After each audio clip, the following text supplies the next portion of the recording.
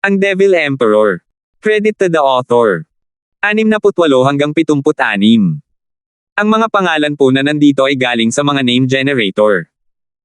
Kung meron man pagkakatulad sa mga pangalan ng tao o lugar at pangyayari, ito ay tunay na hindi sinasadya. Teka. Napaupo si Ethan nang may gulat. Isang sinag ng araw ang sumilay sa bunganga ng kuweba at napilitan siyang takpan ang kanyang mga mata. Laking gulat niya, natuklasan niyang kaya na pala niyang gumalaw. Bagamat mahina pa rin, halos nakabawi na siya. Nang masusing sinuri niya ang sarili, natagpuan niya ang blood infant na nakahandusay sa kanyang dantian ngunit hindi na ito nakabitin sa kahit isang sinulid. Maging ang mga mata nito ay nanginginig, malapit ng magising. Hindi sapat ang pagiging nabigla. Alam ni Ethan na ang ekspertong nakilala niya kagabi ay isang taong mas mataas kaysa sa mortal na sakop. Kung hindi sana niya kayang gamutin ang kanyang mga sugat ng magdamag kasama ng kay blood infant. Pero, bakit niya ako pinili? Hinimas ni Ethan ang kanyang noo, naalala na may itinanim ang lalaki doon. Ngunit ang kanyang mahinang sarili ay hindi niya makita ng malinaw kung ano iyon. Umiling siya sa huli, hindi mahalaga, iniligtas niya ako. Ano man ang mga dahilan niya, malalaman ko rin ang mga iyon sa kalaunan. Sa lakas niya ngayon, ano pa ang magagawa niya laban sa lalaking iyon? Kinutya niya ang sarili, at napagtanto niyang minsan ay masyado siyang nag-iisip ng mga bagay-bagay. May kinalaman ito sa katotohanang nasa ika-6 na patong siya ng chi condensation na may puso ng isang eksperto sa Emperor Stage. Ang sakit. Kaya, ang kasalukuyan niyang layunin ay palakasin ang kanyang lakas. Ang malakas ang may huling desisyon sa lahat ng bagay. Bumantong hininga siya habang pinagmamasdan ang paparating na sikat ng araw. Sa kabila ng malungkot na pakiramdam na nagmumula sa mga nasunog na puno, ang araw ay nagdala ng sinag ng pag-asa. Isang ungol ang pumutol sa kanyang pagmumuni-muni at natagpuan ni Ethan ang mahinang figure ni Abigail na naliligo sa dugo. Dali-dali siyang lumapit dito at binigyan ng heart protective pill. Isang banayad na yuan chi ang dumaloy sa kanyang katawan at nakahinga ng maluwag si Ethan. Ang mga sugat ng batang babae ay malalim pa lamang sa balat. Nasobrahan niya sa paggamit ang kanyang yuan chi sa kanyang pakikipaglaban sa mga bloodthirsty wolves at ilang araw na lamang ang kailangan niya para gumaling. Ngunit ang maputlang mukha ni Abigail ay nagdulot ng panibagong pag-aalala sa kanyang puso. Pagkatapos ay sinimulan niyang tanggalin ang dumi sa mukha nito. Nang maramdaman ang magaspang niyang kamay, iminulat ni Abigail ang kanyang mga mata at nagpakita ng isang matamis na ngiti. Kapatid na Kindstone, patay na ba tayo? Magpahinga ka na lang, buhay pa tayo at maayos. Sinungaling, paano ka nakakagalaw kung sobrang nasasaktan ka? Bulong ni Abigail, pero kahit papaano ay sabay tayong namatay. At tuluyan nang nawala ng malay ang dalaga sa huling sinabi nito. Pinagmasdan ni Ethan ang kanyang mapayapang ekspresyon at dinala siya sa loob ng kuweba upang ihiga sa tabi ng sudang grass. Ito ang pinakamahusay na bagay sa pag-alis ng pagod ng mga tao. Ngayon ay nakatayo siya sa tabi ng walang malay na si Trent na may hindi gaanong palakaibigang mukha. Uy, bumangon ka na, sabi ko. Mahina siyang sinipa ni Ethan 2 beses para sa tamang pag-iingat, pero matigas pa rin ang ulo niya. Ngumisi si Ethan at itinulak pa atras ang kanyang binti bago sinipa ng malakas ang puwet ni Trent. Isang panaghoy na yumanig sa kalangitan at kagubatan ang narinig. Tinakot pa nga nito ang mga espiritual na halimaw sa paligid. Sabi ko, anong meron sa nakakatakot na sigaw na ito? Sinusubukan mong gisingin ang kalangitan. Ang Beastland Mountain Range ay hindi naman kulang sa mga kakilakilabot na halimaw, alam mo ba? Nanginig si Trent habang pinipigilan ang kanyang mga luha, ano ba itong lugar na ito? Ano ba ang nagawa ko para maranasan ang ganitong kalupitan kahit sa kamatayan? Malupit ba ang minsanang pagsipa? Ikaw, isang batang Panginoon ng Sword Marquis Abode, ay wala pang nakikita. Ngumiti si Ethan sa gulat na mukha ni Trent. Nagulat si Trent nang makita si Ethan, sinapa mo ba ako? Bakit ba? Malinaw na sabay tayong namatay, kaya bakit mo ako kayang saktan? Ngumisi si Ethan, kung patay na tayo, pantay-pantay tayong lahat. Sayang, buhay pa tayo at masigla. At dahil hindi ka gumagalaw. Ano, buhay pa tayo. Tumigil sa pakikinig si Trent pagkatapos noon at tumawa, hahaha, iisang kwebo lang yan. Buhay tayo. Pero biglang sumama ang loob niya, tinitigan si Ethan mula ulo hanggang paa bago sumigaw, bakit ka nakakagalaw samantalang ako hindi? Mas malala ang pinagdaanan mo kaysa sa akin at mas mahina rin ang cultivation mo. Nagkibit balikat si Ethan at tinaas ang isang kilay, na ikinainis ng nagpapanggap na henyong disipulo. Nanginginig ang labi ni Trent habang umiiyak sa pagkadismaya, kakatwa. Hindi niya lubos maisip kung paanong nagtatalon si Ethan matapos mabitay ang buhay niya 2 araw lang ang nakalipas. Kahit siya, isang eksperto sa bone tempering, ay mangangailangan ng 2 buwang paggaling para makatayo. Labis ang kanyang pagkairite dahil alam niya mas malakas si Ethan kaysa sa kanya, kahit na magkaiba sila ng kaharian, at mas mahusay sa kanya, kahit na magkaiba sila ng pinagmulan. Pero ngayon, nagpakita ng himala ang sumpaman na ito, at mabilis na bumangon. Paano nga ba maihahambing ang isang tao? Parang naiwan ka ng ilang light years. Ethan, sabihin mo sa akin ang totoo. Sino ka ba talaga? Bulyo ni Trent. Nawala ang ngiti ni Ethan at tinapik ang balikat ni Trent, tao naman, pero medyo mas mataas lang sa karaniwan. Galit na galit si Trent sa inasal ni Ethan. Ngunit hindi siya natulungan ng kanyang masamang kalagayan na maglabas ng sama ng loob. At kahit makagalaw pa siya, ang mga sandata ni Ethan ay magwawatak-watek lang sa kanya. Nagdulot ito ng mapait na pag-agos ng kanyang mga pisngi. Lubos na naduraj ang kay-abangan ng isang henyong disipulo. Gayunpaman, may magandang dulot ang paggalaw ni Ethan. Kaya niyang maghanda ng hanay para ipagtanggol sila. Walang masabi si Trent tungkol doon. Mas malaki ang naitulong nito kay Ethan na gumaling kaysa sa kung siya ang nakagawa nito. Ang kanyang cultivation ay nakatulong lamang upang protektahan ang kanyang sarili sa ganoong lugar, lalo na ang iba. Lumipad palabas ang mga spirit stone mula sa kanyang singsing at nagtayo si Ethan ng isang sinaunang hanay ng mga nagtatago para sa unang baitang. Sa sandaling iyon, nawala ang kuweba sa lugar na ito at kahit isang ika-6 na antas na espiritual na halimaw ay hindi ito mahahanap kahit na dumaan sila. Sa wakas ay maaari nang gumaling ng mapayapa ang tatlo. Nagising si Abigail pagkalipas ng 3 araw at labis na natuwa nang malaman niyang hindi pa sila patay. Pagkatapos ay napaisip siya kung saan nagpunta ang mga lobong iyon at kung bakit hindi nila kinain ang tatlo. Hindi rin malinaw kay Trent ang tungkol dito ngunit napakunot ang noo ni Ethan dahil sa natuklasan niyang may kaugnayan ito sa ekspertong nakilala niya sa kanyang kamalayan. Sa ganitong paraan, nakabawi ang tatlo sa loob ng 3 buwan. Bumalik sa ganap na kalusugan si Ethan habang si Trent ay maaari nang gumamit ng 70% ng kanyang kapangyarihan.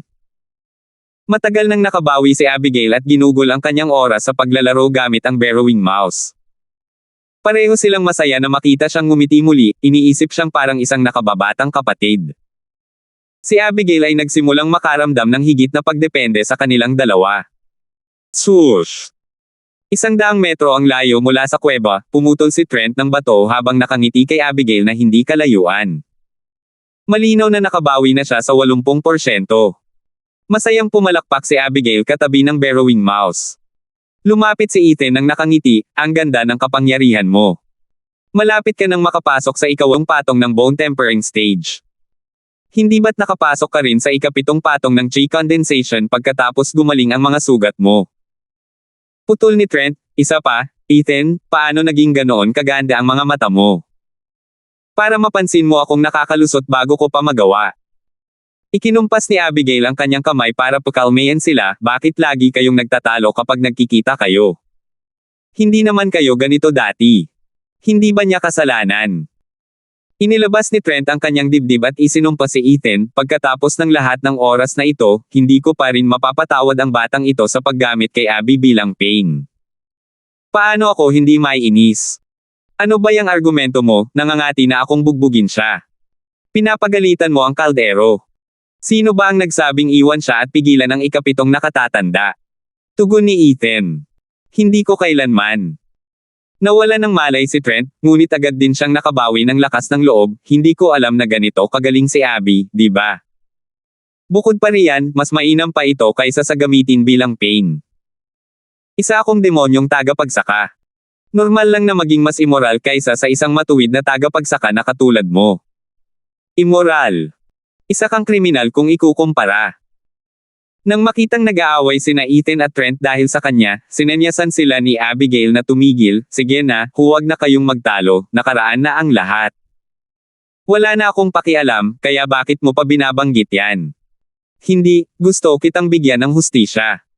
Hinawakan ni Trent ang kanyang mga balikat habang nakatitig sa nakangiting si Ethan. Ayos lang, magkaibigan tayo na magkasamang tinahak ang buhay at kamatayan. Para tayong tubig sa ilalim ng tulay. Ngumiti si Abigail sa dalawa at inilahad ang isang maliit na daliri. Ngumiti ng mapait si Trent at nag-aalangan kung iaabot ba niya ang kanyang daliri, ngunit ginawa pa rin niya. Sinundan siya ng isang walang pakialam na Ethan. Nagdikit ang tatlong daliri at nagsimulang makaramdam ng init at kirot sa loob. Mahirap makahanap ng matalik na kaibigan sa buhay, ngunit mas mahirap pa rin ang makahanap ng isa na kakampi mo hanggang kamatayan. Mula ngayon, hindi na nila pababayaan ang isa't isa, kahit ano pa ang mangyari. Hinala ni Ethan na mahihirapan siyang makahanap ng mas malalapit na kaibigan sa buhay na ito. Habang binawi nila ang kani-kanilang mga daliri, ngumiti si Ethan, ngayong nakabawi na tayo, pupunta na tayo sa kanya-kanyang landas. Gulat na gulat ang dalawa, hindi nila maintindihan kung bakit niya nasabi iyon. Umiling si Ethan, pasensya na, nagkamali ako. Gusto ko nang umalis. Trent, natatakot ako na hindi ko siya maaalis sa lungsod. Tulungan mo siya para sa akin. Kapatid na Kindstone, saan ka pupunta? Nakaramdam ng kaba si Abigail. Sumagot si Ethan ng may determinasyon, ang ikatlong lugar. Ano? Sigaw ni na Trent at Abigail, noong una ay gusto naming iwasan ang ikapitong nakatatanda sa pamamagitan ng pagpunta roon, pero bakit gusto niyo pa ring pumunta? Kumislap ang mga mata ni Ethan sa guilt, sa totoo lang, iyon ang layunin ko simula pa lang. Gusto kong sumama dahil naging kapaki-pakinabang kayo.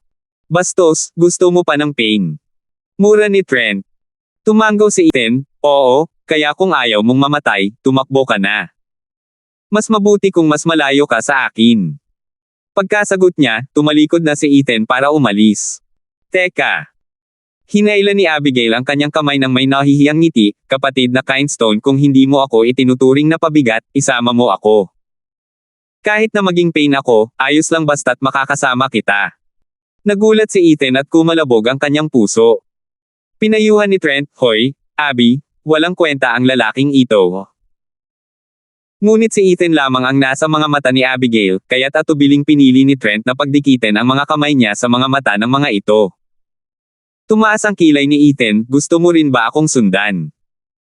Oo. Para bang nawala ng buhay si Trent, pero huwag mong intindihin ng mali, hindi ako pupunta para tulungan ka kundi para siguraduhin hindi mo pagtataksilan si Abby. Ngumiti si Ethan.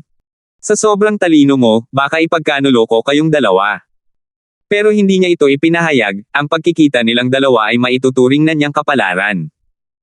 Mahirap makahanap ng mga kaibigan sa buhay at kamatayan. 69. Ang kagubatan sa ikatlong lugar ng Beastland Mountain Range ay napakakapal na natatakpan nito ang araw. Punong-puno rin ito ng mababangas na espiritual na halimaw na umuungal anumang oras. Nagpinta ito ng isang kakilakilabot na larawan na nagdudulot ng takot sa sinumang nagbabalak na tumuntong sa loob. Biglang gumalaw ang isang mababang palumpong kahit na walang hangin. Nakadikit sa lupa ang grupo ni Ethan habang gumagapang sila, ginagamit ang mga palumpong bilang kanlungan. Uminom naman sila ng energy canceling pills, pero hindi tulad ng mga naunang lugar, kung may makakita sa kanila rito na kahit sinong espiritual na halimaw, ito ay hudyat ng kapahamakan. Dahil dito, ito lamang ang mabisang paraan upang sumulong, na gumagalaw sa layong 3,000 milya papasok sa kalupaan. Sa bawat ungol at iyak, tumatama ang takot, nababasa ng pawis ang kanilang mga noo. Sus Mariosep! Hindi tayo makakarating sa ganito kagapang. Pagkatapos ng kalahating araw ng paggala sa 10 milya, nagreklamo si Trent at umupo nang nakakross ang mga braso, hindi ko nagagawin yan. Nakakahiya naman. Isa pa, sa tingin mo ba may nasa ikalimang antas na espiritual na halimaw sa bawat kanto? Tanga, bumaba ka na bago mahuli ang lahat. Mura ni Ethan. Ngumisi si Trent ng may paghamak, paano makakatulong yan? Sa sobrang taas ng mga hayop dito, sa tingin mo ba ay mapapansin nila tayo agad? Umungol. Bilang tugon sa kanyang paghamak, isang umuugong na dagindong ang nagpabingi sa tatlo. Lumingon sila at nakita ang 5 matatayog na puno na itinulak sa lupa. Isang itim na oso na may 50 metrong taas ang lumitaw. Nang makita ang pagkain nito, umungal ang itim na oso na may hubad na mga pangil at uhaw sa dugong mga matang. Ika-4 na antas ng espiritual na halimaw, Mudstorm Bear. Sigaw ni Ethan habang nanginginig ang tatlo sa takot. Nakatayo pa nga si Trent sa kinatatayuan. Bago pa man makalundag ang oso sa kanyang biktima, isang buntot na kasing kapal ng balde ang pumulupot sa kanyang katawan. Ang oso ay pinisil at itinapon sa langit habang ang kanyang nakalulunos na sigaw ay humina. Nang bumalik ito sa baba, bumukas ng malaki ang isang baba at nilunok ito ng buo. Habang sumasara ang baba, tumalsik ang dugo sa paligid na bumubuo ng isang lawa sa ilalim nito. Kahit si Ethan ay nakaramdam ng panginginig sa takot. Iyon ay isang 30 metrong haba na sawa na may pulang tuktok at kaliskis na kasing tigas ng bato. Kumislap ang malamig nitong mga mata, naghahanap ng susunod na makakain. Ika-5 antas na espiritual na halimaw, Diamond Crest Python. Tumakbo. Sigaw ni Ethan habang binibilasan niya ang paggapang at ang dalawa naman ay nagsikap na makahabol. Kahit si Trent ay hindi pinansin ang kanyang malungkot na kalagayan at gumapang kasama nila. Nasaksihan niya mismo ang kakilakilabot ng lugar na ito. Isang pagkatisod lang at tuluyan na siyang mawawala.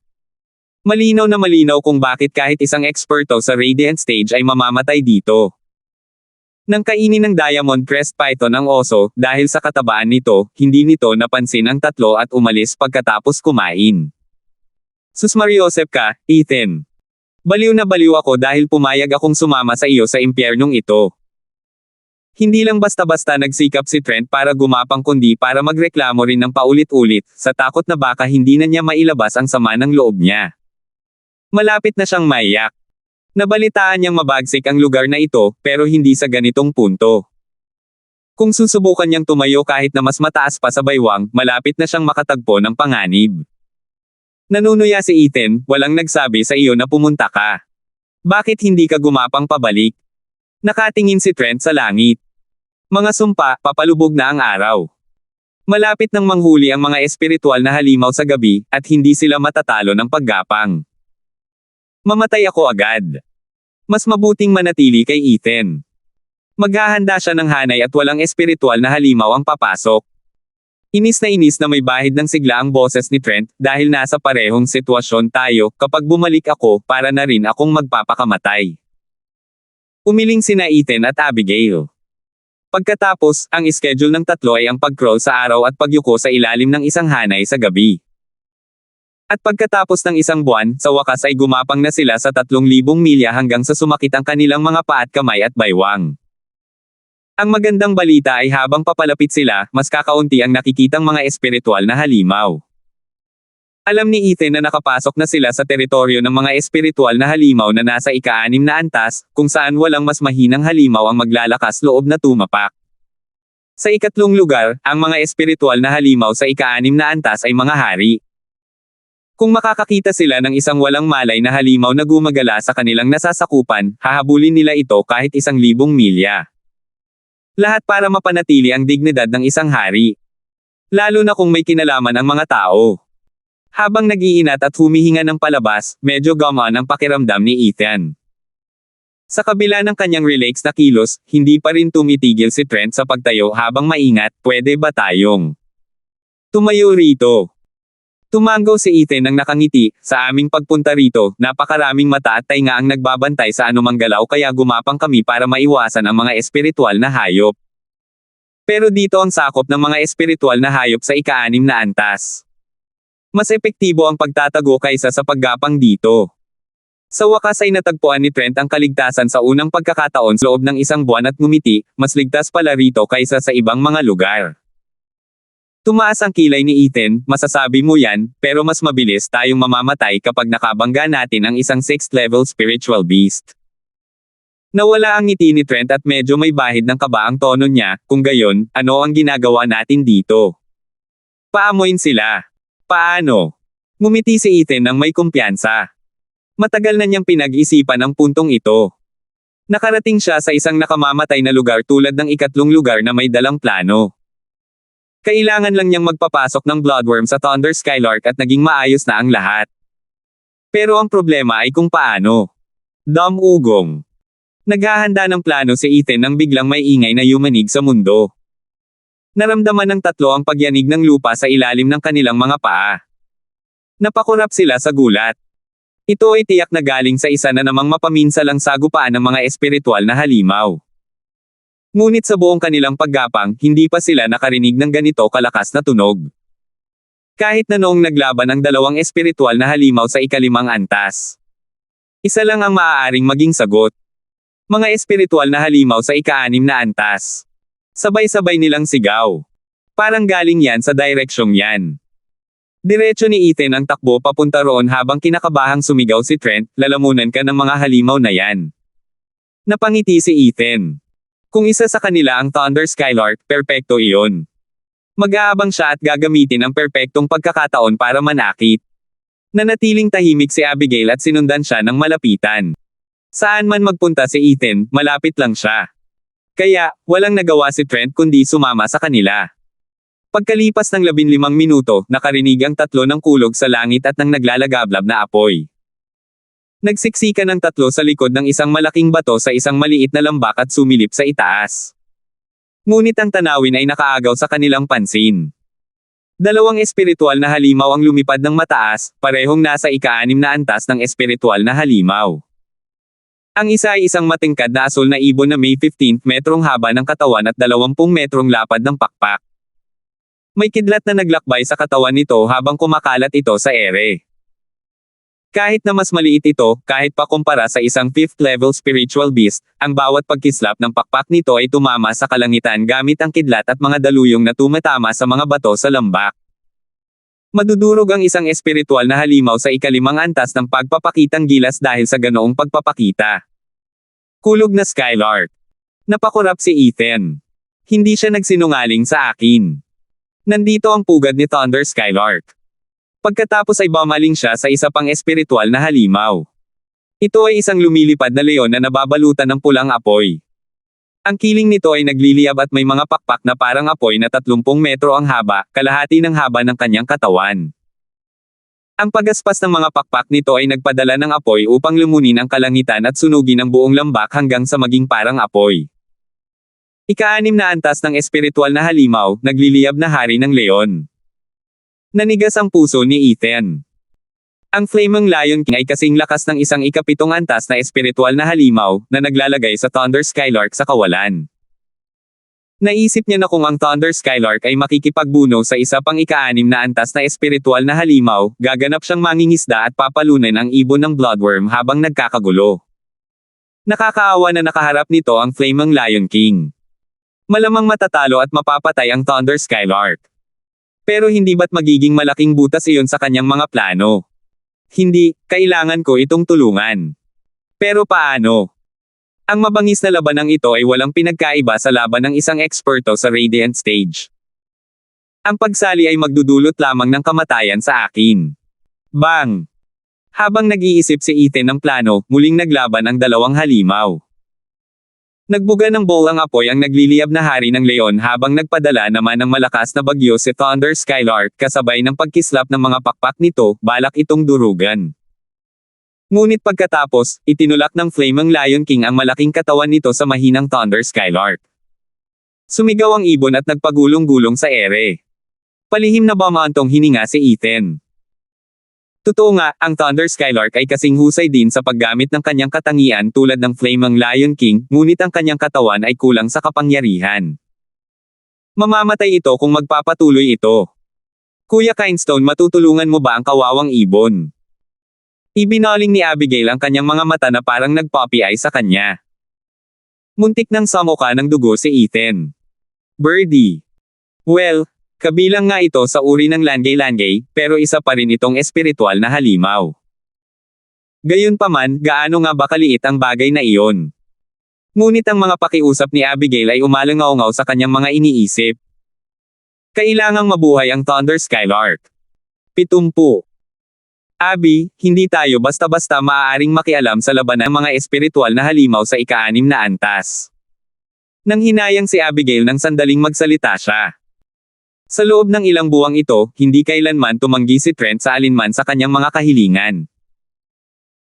Kung hindi man lang natin isasaalang-alang na hindi sapat ang ating lakas, dahil lang sa matinding pag-aaway ng mga espiritual na halimaw na ito sa ika-6 na antas, masasabi mong hindi pagkain ang pinag-uusapan natin, kundi teritoryo. Hindi ka maaaring makialam kahit na tao sila dahil hindi mo alam kung sino ang mali o tama. Hindi natin basta-basta maaaring isugol ang ating buhay para sa kanila. Itinaas ni Ethan ang isang kilay habang tinitigan ng mas malalim si Trent. Sa huli, galing siya sa 7 bahay at alam niya kung ano ang ibig sabihin ng mga labanan sa pagitan ng mga dakilang kapangyarihan. Kung hindi ko lang talaga kailangan ang Thunder Skylark, hindi rin sana ako sasali. Pero, puno ng pag-aalala ang ekspresyon ni Abigail, pero hindi teritoryo ang pinag-aagawan ng ibong iyon, kundi para protektahan ang kanyang mga anak.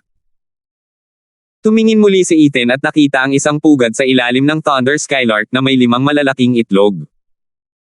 Sapat ang lakas ng nagliliyab na hari ng leon, ngunit kamangha-mangha ang bilis ng Thunder Skylark. Kaya nitong umalis ng ganoon lang kung gugustuhin nito, ngunit nasalo ito ng hari ng leon sa pagitan ng isang bato at isang matigas na lugar, paulit-ulit itong hinampas hanggang sa mapuno ito ng mga sugat dahil sa pag-aalala nitong baka mapinsala ang kanyang mga itlog. Ngayong naintindihan na ni Ethan ang buong sitwasyon, nakaisip siya ng plano para tulungan ang Thunder Skylark. Isa siyang malaking ina.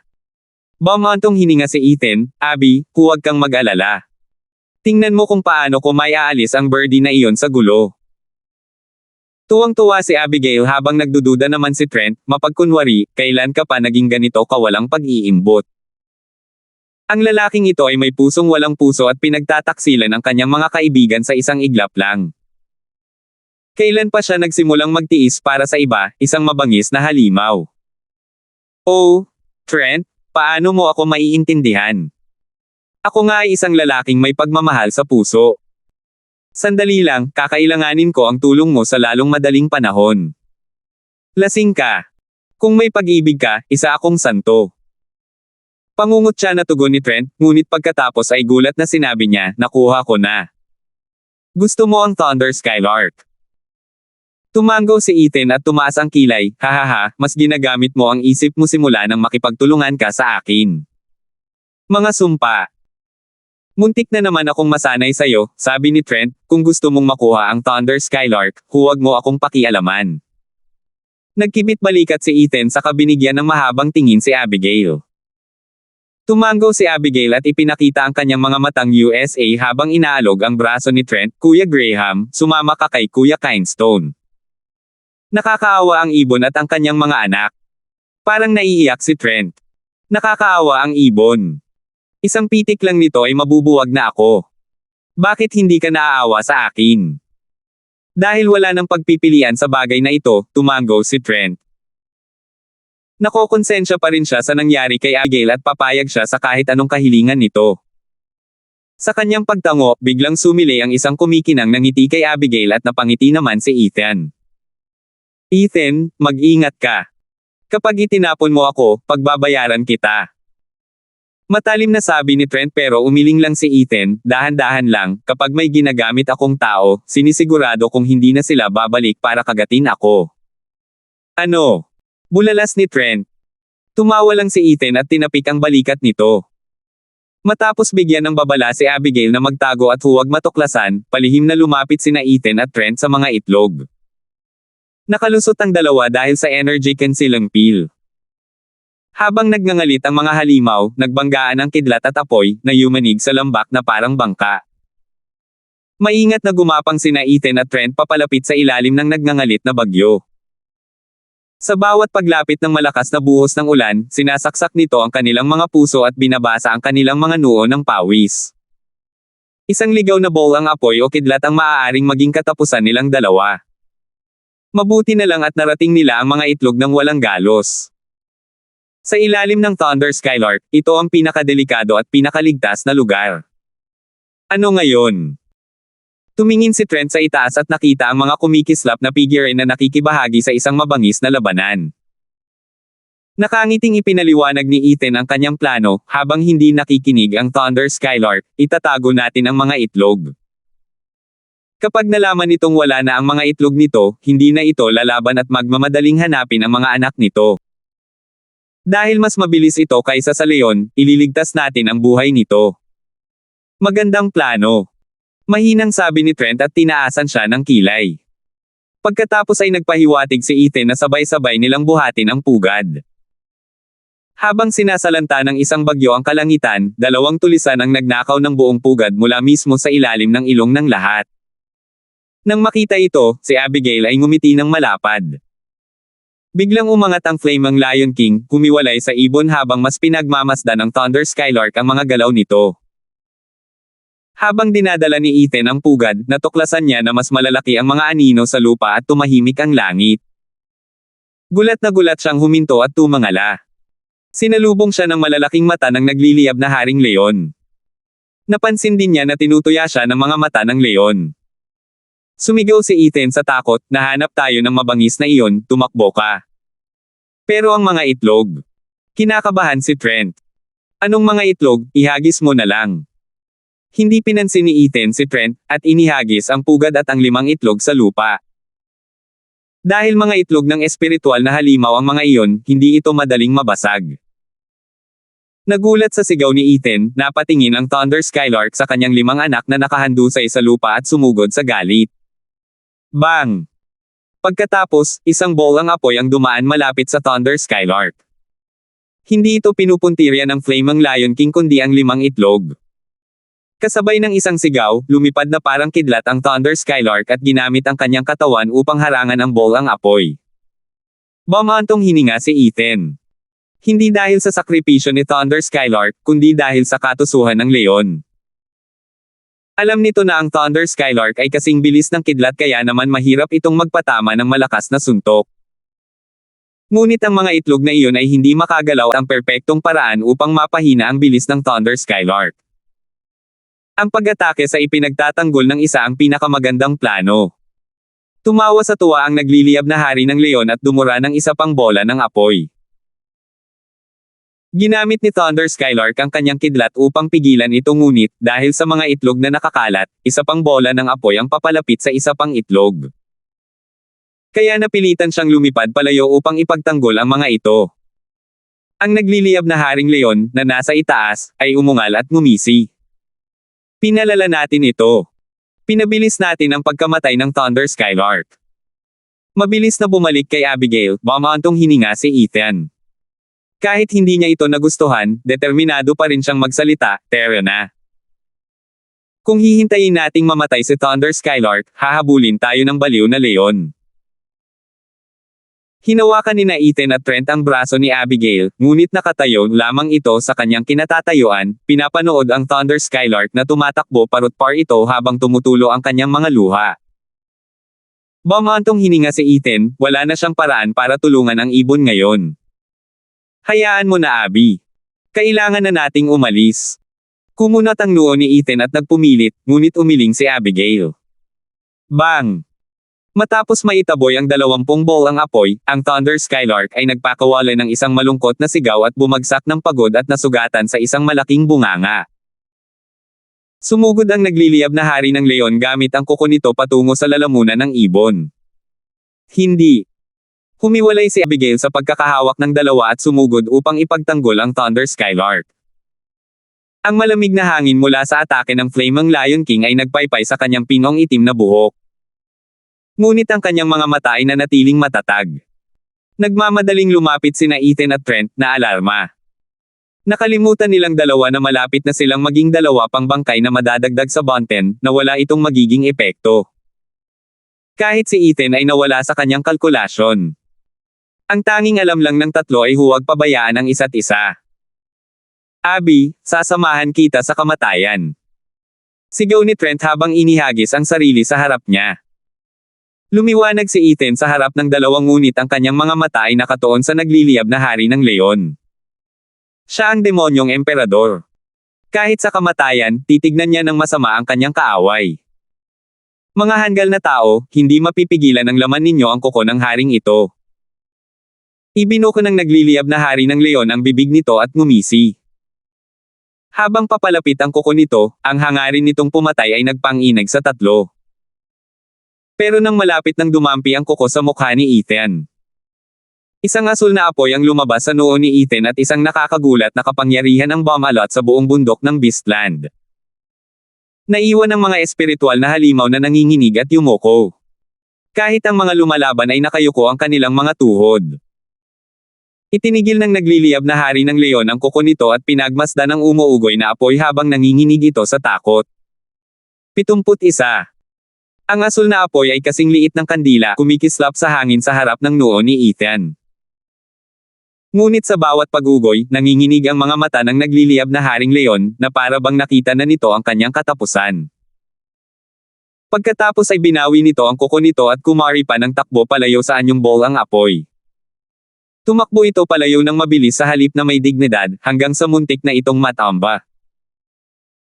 Isang ika-6 na antas na espiritual na halimaw, isang hari sa Beastland Mountain Range, ang tumatakas na parang kuting habang nanginginig sa bawat kasukasuan. Nakasimangot na hinawakan ni Ethan ang noo niya ngunit ang asul na apoy ay nakatago na sa loob.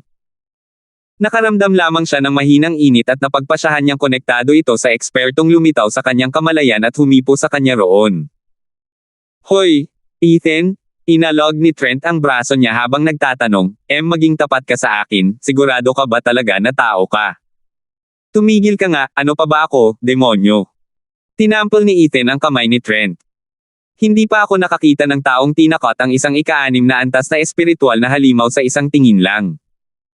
Huminga ng malalim si Trent para kumalma at nagpatuloy, nakita mo ba kung gaano ito natakot nang makita ka? Para bang natatakot na kakainin mo ito ng buo? Bilang magkapatid, may utang kayong paliwanag sa akin. Ilang sikreto ang itinatago ninyo. Inikat ni Ethan ang kanyang mga mata saka humarap kay Abigail, hindi tayo kailanman naging magkapatid. Natigilan si Trent, pagkatapos ay nagpakita siya ng isang nakakailang na ngiti. Ngunit lalo siyang nagiging mausisa tungkol kay Ethan. Paglapit nila kay Abigail, nakita nila ang kanyang mukha na puno ng luha habang nakatingin sa Thunder Skylark. Hindi nagpatiwakal ang leon ngunit ang ibon ay masyadong napalayo para mailigtas. Hindi tulad ni Trent, hindi niya pinansin ang tumatakas na nagliliyab na haring leon at sinuri ang mga sugat ng ibon. Hindi yan makakaligtas. Ipinadala ni Ethan ang kanyang Yuan Chi para tingnan ang kalagayan nito sa kabamantong hininga. Nauwi sa wala ang plano niyang kumuha ng Thunder Skylark. Kuya Kindstone, matutulungan mo ba siya? Tiningnan siya ni Abigail nang may luha sa mga mata ngunit napabuntong hininga na lamang siya. Bilang isang demonic emperor, marami siyang paraan, ngunit mahina ang agos nito sa kanya. Nagsimulang umiyak si Abigail, habang tumutulo ang mga luha sa mukha ng Thunder Skylark. Iminulat ng ibon ang mga mata nito at tumingin sa ibang lugar. Napansin ni Abigail ang isang itlog na hindi kalayuan. Ngunit ang itlog ay nasunog at itim. Ibinigay na ng Thunder Skylark ang lahat ng kaya nito dati ngunit hindi niya kayang pigilan ang bawat bowl ang apoy. Gusto nito ang mga anak niya. Hanapin natin sila, sigaw ni Abigail. Naghanap sina Ethan at Trent sa paligid at di nagtagal ay nakakuha sila ng 4 na sunog at walang buhay na itlog. Wala na bang isa pa? Kinakabahang tanong ni Abigail. Umiling ang dalawa. Nawala ang huli. Hindi nila ito mahanap kahit saan. Malungkot si Abigail, lumuhad sa harap ng Thunder Skylark habang umiiyak, patawarin mo kami, kami ang nanakit sa iyo. Ang Thunder Skylark ay laging nagmamasid sa 4 na nasusunog na itlog ng may luhang mga mata. Pagkatapos, kumislap ang kanyang mga mata at ginalaw ang kanyang malaking katawan. Mula sa ilalim niya, lumas ang huling itlog. Buo ito ngunit may ilang bakas pa rin ang pagkapaso. Matagal na tiningnan ni Ethan ang Thunder Skylark at palihim na tumango. Kahit na napilitan itong tumakbo palayo ng nagliliyab na hari ng leon, alam nito ang dapat nitong gawin. Sinigurado nitong protektahan ang isang itlog nang walang nakakaalam. At nang ito ay gumuho, ginamit nito ang katawan nito upang itago ang itlog. Upang kahit na ito ay mapatay, ang itlog ay mabuhay. Ibinigay nito ang buhay nito upang protektahan ang kanyang mga inakay. Sa pag-iisip tungkol dito, nagkaroon ng malalim na paggalang si Ethan sa ibon. Kasabay ng isang sigaw, tinitigan ng Thunder Skylark si Ethan mas partikular, ang noo nito. Pagkatapos ay humarap ito sa itlog nito ng may pag-asa. Gusto mo bang kunin ko? Pag-aakala ni Ethan. Tumango ito, ang mga matang puno ng init para sa itlog. Dinampot ito ni Ethan at bumaantong hininga, malala ang sunog nito at, kahit map isa pa, hindi ito mabubuhay ng matagal. Maliban na lang kung binulong niya ang natitira sa tainga ng Thunder Skylark. Nagulat muna ito pagkatapos ay tumango bilang pasasalamat. Humarap sa kanyang anak ang Thunder Skylark at pumikit ng mapayapa. Makakahinga na siya ng maluwag dahil alam niyang aalagaan ito ni Ethan. Nakita ni Abigail ang paglalaho ng buhay nito at umiiyak siya ng husto. Bumaantong hininga sina Ethan at Trent. Hindi nila inaasahan na magiging ganito siya kaawa kahit sa isang espiritual na halimaw. Kahit papaano ay magpapakita sila ng kaunting respeto, ngunit hindi kailanman magiging ganito kalungkot ang kanilang nararamdaman. Abby, hindi na yan babalik. Huwag kang masyadong malungkot, pang-aalo ni Ethan. Oo, hindi ko alam na magiging ganito kakaawa sa Thunder Skylark na ito pagkatapos niya itong makilala ng isang beses. Tumawa ng matipid si Trent at napakamot sa ulo, hindi alam kung paano aaliwin ang dalaga. Pinunasan ni Abigail ang kanyang mga luha at ilong, mali ang pagkakaintindi ninyo. Nakakalungkot na birdie yan pero hindi ko yan iniiyakan. Naalala ko ang aking tahanan. Ang kanyang pagpapakita ay nagpaalala sa akin na pinuprotektahan ako ng aking ama sa bawat hakbang ng daan, inaalagaan ako. Malungkot na ngumiti ang dalawa pa. Mukhang nagbabalik tanaw ang babaeng ito. Hindi nakakapagtaka na naantig siya ng husto. Dahil hindi ito para sa ibon, kukunin ko ang katawan ng Thunder Skylark. Nakaramdam ng pagkailang si Ethan habang itinago niya ang katawan sa kanyang singsing, ngunit tumango lamang si Abigail. Ngunit nag-aalab ang galit ni Trent, "Hoy, bakit ka nagkaroon ng buong katawan ng isang ika-6 na antas na espiritual na halimaw?" Ang isang espiritual na halimaw ay isang kayamanan sa ganang sarili nito. Ang mga katawan ng espiritual na halimaw sa ika-6 na antas, sa partikular, ay gawa sa mahusay na mga materyales sa pagpipino. Kahit ang 7 bahay ay bihirang makakuha ng ganitong bagay at lubos itong pinahahalagahan ni Trent. Nakatingin sa kanya ng may pagtataka, sinabi ni Ethan, "Nakita mo itong nagbibigay sa akin ng itlog. Ganoon pa rin ang katawan nito. Dito ka lang tumira kasama si Abby, babalik ako agad." Umalis na siya bago pa man makapagtalo si Trent. Gusto sanang sundan ni Trent si Ethan ngunit nang makita niya si Abby, nanatili siya. Nag-aalala siya para sa kaligtasan nito, kaya hindi magandang iwan siyang mag-isa sa kakahuyan. Bagamat wala namang gaanong epekto kung naroon din siya. Swoosh! Sa isang liblib na lugar, inilabas ni Ethan ang itlog, ang katawan ng Thunder Skylark, at ilang itim na bato. Sinimulan niyang paandarin ang kanyang Yuan Chi at ang kanyang kamay ay nagliyab na parang escarlata. Ito ang pinakasimpleng apoy ng Yuan Chi ng isang cultivator. Mahina sa labanan, ngunit kapaki-pakinabang sa pagpino. At ang mga itim na batong iyon ay mga batong espasyo na ginagamit sa paggawa ng mga singsing na imbakan. Napakabihira ng mga batong ito kahit na kontrolado na ng mga minahan ng bato ang 7 bahay at ang pamilyang imperial. Ngunit salamat sa Veiled Dragon Pavilion at sa pamilyang imperial na sumusuporta sa angkan ng Larsen, nakakuha siya ng ilan. At ngayon, plano niyang pinuhin ang isang singsing na may hawak na halimaw. Mas komplikado itong pinuhin kaysa sa isang storage ring at mahigpit na pinag-iingat ng mga dakilang sekta ang anumang paraan ng pagpino tungkol sa kanila. Bukod pa rito, maaari pa itong mag-imbak ng espiritual na enerhiya. Dahil ang mga espiritual na hayop ay inaalagaan ng espiritual na enerhiya ng mundo, sila ang pinakamahusay na sangkap para sa pagpino ng mga bagay. Halimbawa, ang itlog na ito ay nagmula sa Thunder Skylark, at ang espiritual na enerhiya nito ay makakatulong dito na makabawi. Kung hindi dahil dito, hindi sigurado si Ethan kung mapisa niya ito. Ngayong patay na ang Thunder Skylark, kailangan niyang pisahin ang itlog at gawin itong kanyang demonyong nilalang upang makapasok sa Lightning Canyon. Dahil dito, nagsalita si Ethan ng ilang salita sa naghihingalong Thunder Skylark.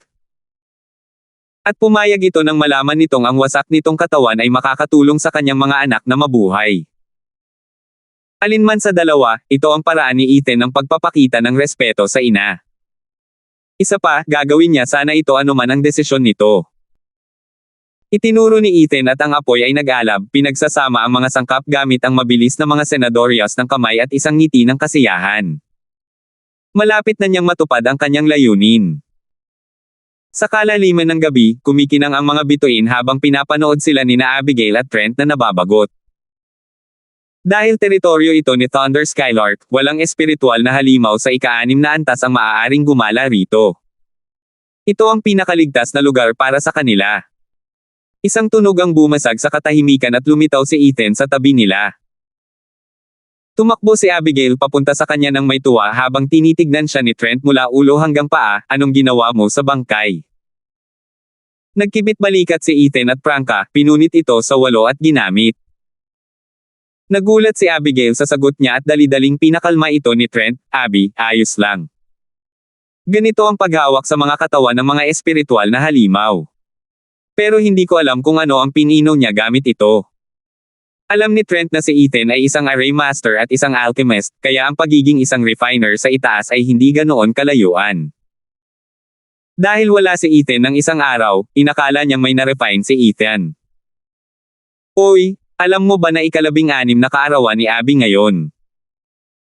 Naalala niya ang kanyang pamilya nang protektahan ng Thunder Skylark ang kanyang itlog at napaiyak siya nito. Tumingin ng matagal si Ethan kay Abigail, na namumula at nakayuko. Hahaha, dahil kaarawan niya ngayon, bibigyan ko siya ng regalo. Inilabas ni Ethan ang isang singsing na may kidlat na tumatakbo sa ibabaw nito. Pagkatapos ay kinuha niya ang kamay ni Abigail at isinuot ang singsing sa daliri nito. Ito ang singsing na imbaka na pinino ko mula sa Thunder Skylark, Thunder Ring. Mayroon akong isa at ikaw naman ang isa pa.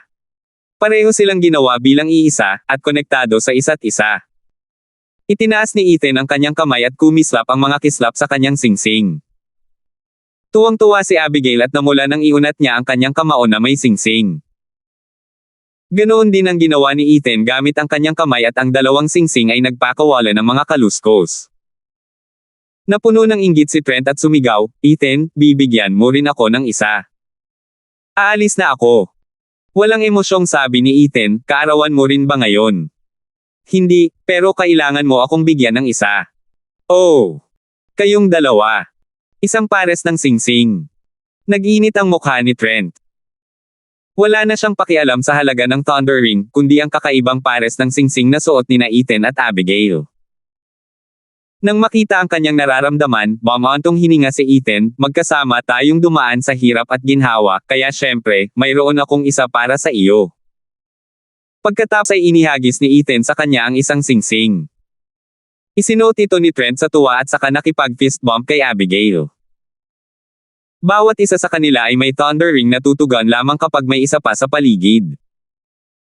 Seryosong nagsalita si Ethan, anong regalo ang ibinigay mo kay Abby? Nagulat si Trent at napakamot sa ulo dahil wala siyang dalang anumang halaga. Bigla siyang humarap sa Burrowing Mouse at itinuro, gusto ni Abby na paglaruan ito, kaya ibibigay ko ito sa kanya. Umalis ka, matagal nang hindi iyo yan, sabi ni Ethan. Galit na sigaw ni Trent, hindi ba't ikaw ang may gawa ng lahat ng ito? Nagsimulang mag-away ang dalawa habang si Abigail ay nakatayo lamang sa gilid at nakangiti. Habang nakatingin sa Thunder Ring, hiniling niyang huminto ang oras upang silang tatlo ay manatiling walang inaalala. Pagkatapos ng mahabang gabi, sinimulan nila ang kanilang paglalakbay pabalik kinaumagahan. Ngunit 10,000 milya ang layo, isang malaking ibon ang nakabantay sa bawat galaw nila. Binalot ng mga asul na apoy ang katawan nito at sa bawat pagkislap ng mga pakpak nito, lumipad ito ng mas malalim pa sa bundok ng Beastland. 72. Bumalik ang tatlo sa pangalawang lugar gamit ang parehong paraan gaya ng dati. Maya-maya ay nakarating din sila sa unang lugar. Sa unang hakbang patungo sa kaligtasan, nagsimulang kumalma ang kanilang mga puso. Kumislap ang kanilang mga Thunder Rings dahil sa kanilang kalapitan.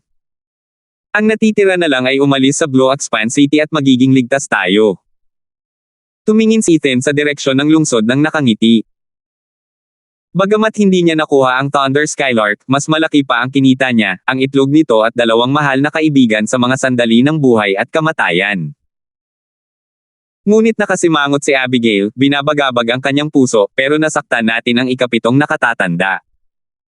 Hindi ba siya maglalagay ng bitag para sa atin? Malayong mangyari. Sabi ni Ethan, siguro ay iniligtas niya ang ating mga buhay dahil may isa pang mas malaking panganib na nagbabanta sa kanya sa itaas na nagtutulak sa kanya na tumakas. Iniisip niya siguro na namatay tayo sa kamay ng nakakatakot na bagay na iyon. Bagay? Anong bagay? Tanong ni Trent. Umiling lang si Ethan. Para siyang nawala ng malay noong mga oras na iyon at hindi niya alam kung ano ang nangyari. Pero nang magising siya, nakita niya ang pagkawasak sa paligid at naisip niya ito. Kung bakit sila pinalad na nakaligtas, tanungin mo ang langit. Sa anumang kaso, madali lang ang palihim na paglabas ng lungsod. Ngumiti si Ethan, Abby, ano ang gagawin mo pagkatapos nating umalis? Hindi ko alam. Nalungkot si Abigail, pero tumangala siya kay Ethan, Kuya Kindstone, sasamahan na lang kita. Nagulat si Ethan habang natarante si Trent at sinabing, Abby, ano kaya kung sumama ka sa akin, sa Sword Marquis Abode? Hindi lang sa hindi ka pupuntahan ng mga kamag-anak mo, kundi pati na rin ang mga tao ng Hell Valley ay hindi ka makukuha mula sa amin. Masayang tumango si Abigail, sige. Kuya Kindstone, bakit hindi ka rin sumama? Hindi ko pa nakikita ang malalakas na 7 maharlikang bahay ng Imperyong Titans. Hindi masyadong natuwa si Trent tungkol dito ngunit dahil masaya si Abby ay pumayag din siya, Ethan, para kay Abby, iimbitahan ko kayong bumisita sa bahay ko bilang isang panauhin. Tumingin sa kanila sandali si Ethan at umiling, hindi ko kaya. May iba pa akong pupuntahan. Kung sakaling sampain ka, magkikita tayong muli. Nagulat ang dalawa at nag-aalangan na maghiwalay. Kahit sina Trent at Ethan ay parang apoy at tubig, na araw-araw na nagtatalo, magkasama silang dumaan sa impyerno at umamin na parang magkapatid. Hoy, tinatanggap kita ng buong puso sa bahay ko. Isipin mo ang kapatid mo, ako, at pumunta ka. Natatawang sabi ni Ethan, sabi ko na nga ba, hindi tayo magkapatid. Hay nako, paano mo magagawang? Habang akmang tatawanan na sana ito ni Trent, isang kalabog ang narinig at biglang may dummy-in sa kanila, walang sino man ang pinapayagang umalis.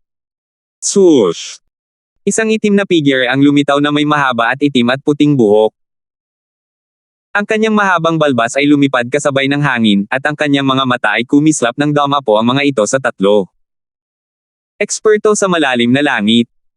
Nagulat sina Ethan at Trent at pinrotektahan si Abigail gamit ang kanilang mga katawan. Isa ba itong elder mula sa Hell Valley? Hindi ko pa siya nakikita. Nagbulungan sina Ethan at Trent.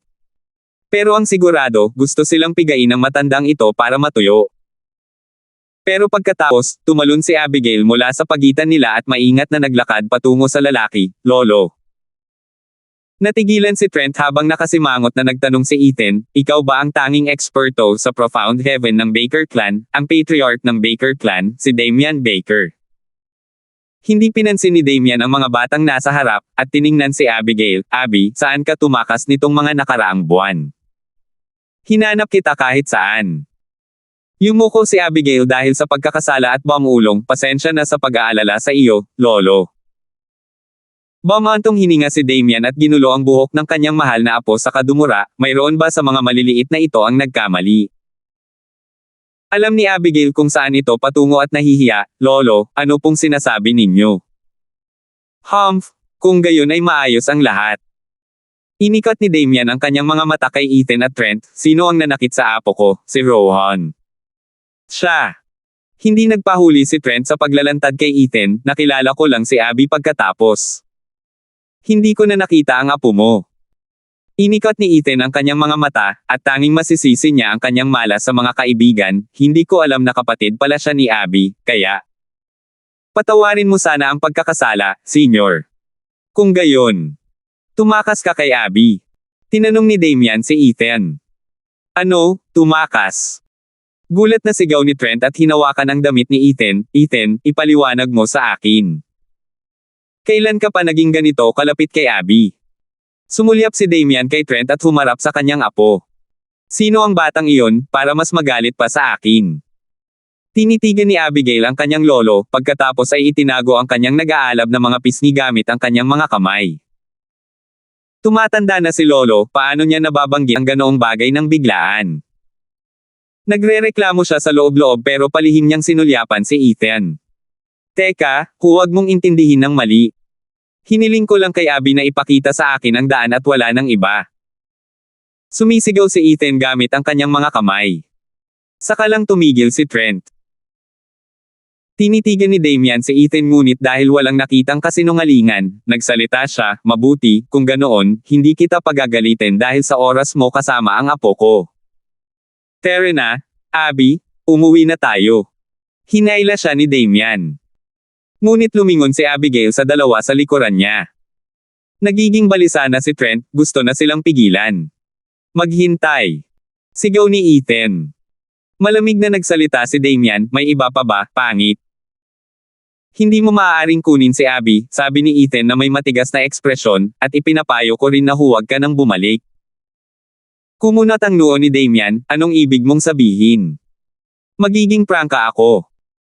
Nasaktan natin ang ikapitong elder ng Hell Valley at nakilala niya si Abby. Hula ko ay nagiging magulo na siya ngayon sa Baker clan. Kung babalik ka ngayon, mamamatay ka. Nagulat si Damian, pagkatapos ay tumingin at nakita si Abigail na nahihiyang tumatango. Parang tinamaan ng kulog, nang inag at natisod pa atras si Damian bago natamba. Nagsimulang umiyak si Abigail at nagmamadaling lumapit sa kanyang lolo, Lolo, patawarin mo ako. Hinigpitin ni Damian ang kanyang kamao habang nilalamon ng galit ang kanyang puso. Pagkatapos, ang kanyang mga matang puno ng hanggerem pumatay ay damapo kina Ethan at Trent. Ikaw ang nagdala ng sakunang ito sa amin. Hanggat dadalhin kita sa ikapitong nakatatanda, hindi niya kami patatawarin. Pagkasabi niya noon, sinampal niya si Ethan. Bahagyang gumalaw ang paa ni Ethan kaya lumitaw ang dalawa sa kanyang mga multo malapit sa kanya.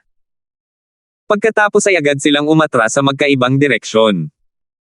Ikinalat ni Damian ang tatlong umaatres na figure ay gamit ang isang pagkumpas ng kanyang kamay ngunit wala sa kanila ang tunay na multo. Sa sumunod na sandali, dumating si Ethan mula sa likuran ni Damian at umatake gamit ang duguan niyang kamay. Dugo ng palad. Gulat na gulat, naramdaman ni Damian na kumuulo ang kanyang mga daluyan ng dugo. Ngayon ay naramdaman niya sa sarili niyang balat kung bakit natalo ang kanyang anak at apo. Hindi lang sapat ang lakas ni Ethan para malampasan ang mga yugto, kundi tuso rin at mahirap unawain. Sayang at wala siya sa yugto ng Profound Heaven tulad ng matanda. Naglaho si Damian bago pa man siya matamaan ng blood palm na ikinagulat ni Ethan. Kasabay nito, isang malakas na suntok ang dumating mula sa likuran, at si Ethan, na hindi nakaiwas sa oras, ay dumura ng dugo habang lumilipad. Hahabol na sana si Damian ng isang mahiwagang layuning mag-espada ang dumating sa kanya.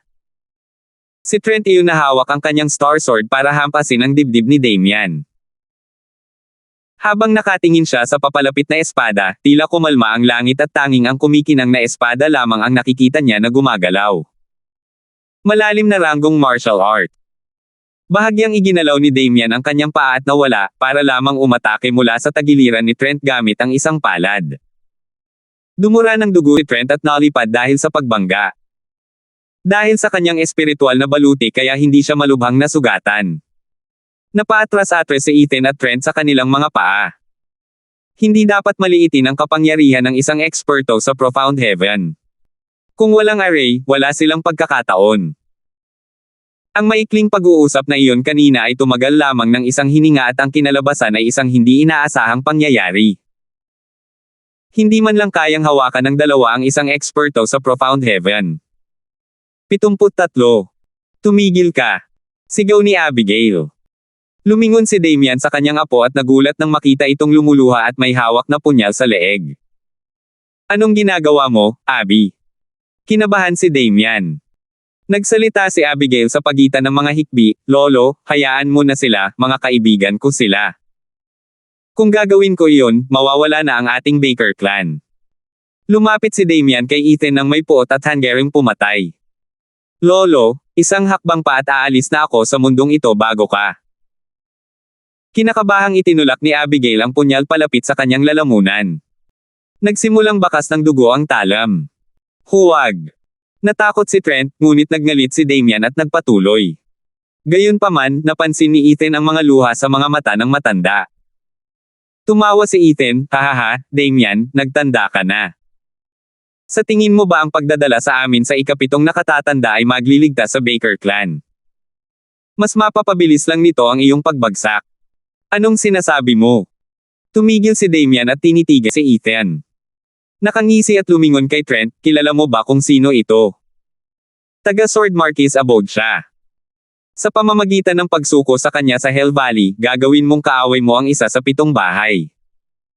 Sa tingin mo ba ay kaya mong harapin ang kanilang galit at mapigilan ang pagbagsak ng iyong pangalawang uri na angkan? Nag-alala si Damian, nagsalita siya habang sinusuri si Trent, imposible, sinusubukan mo akong paglaruan. Malalaman ko na sana ngayon kung may isang taga Sword Marquis Abode na pumunta sa Blue Expanse City. Ang mga disipulo ng 7 bahay ng mga Maharlika ay gumagala sa mundo, kaya bakit sila magsusumbong sa iyo?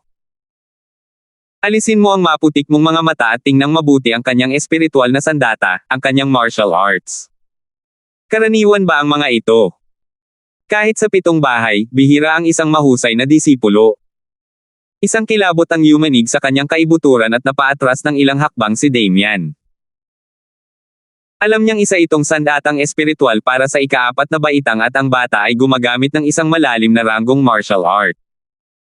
Sino ang makakagamit ng pareho kung hindi isang lalaki mula sa 7 bahay?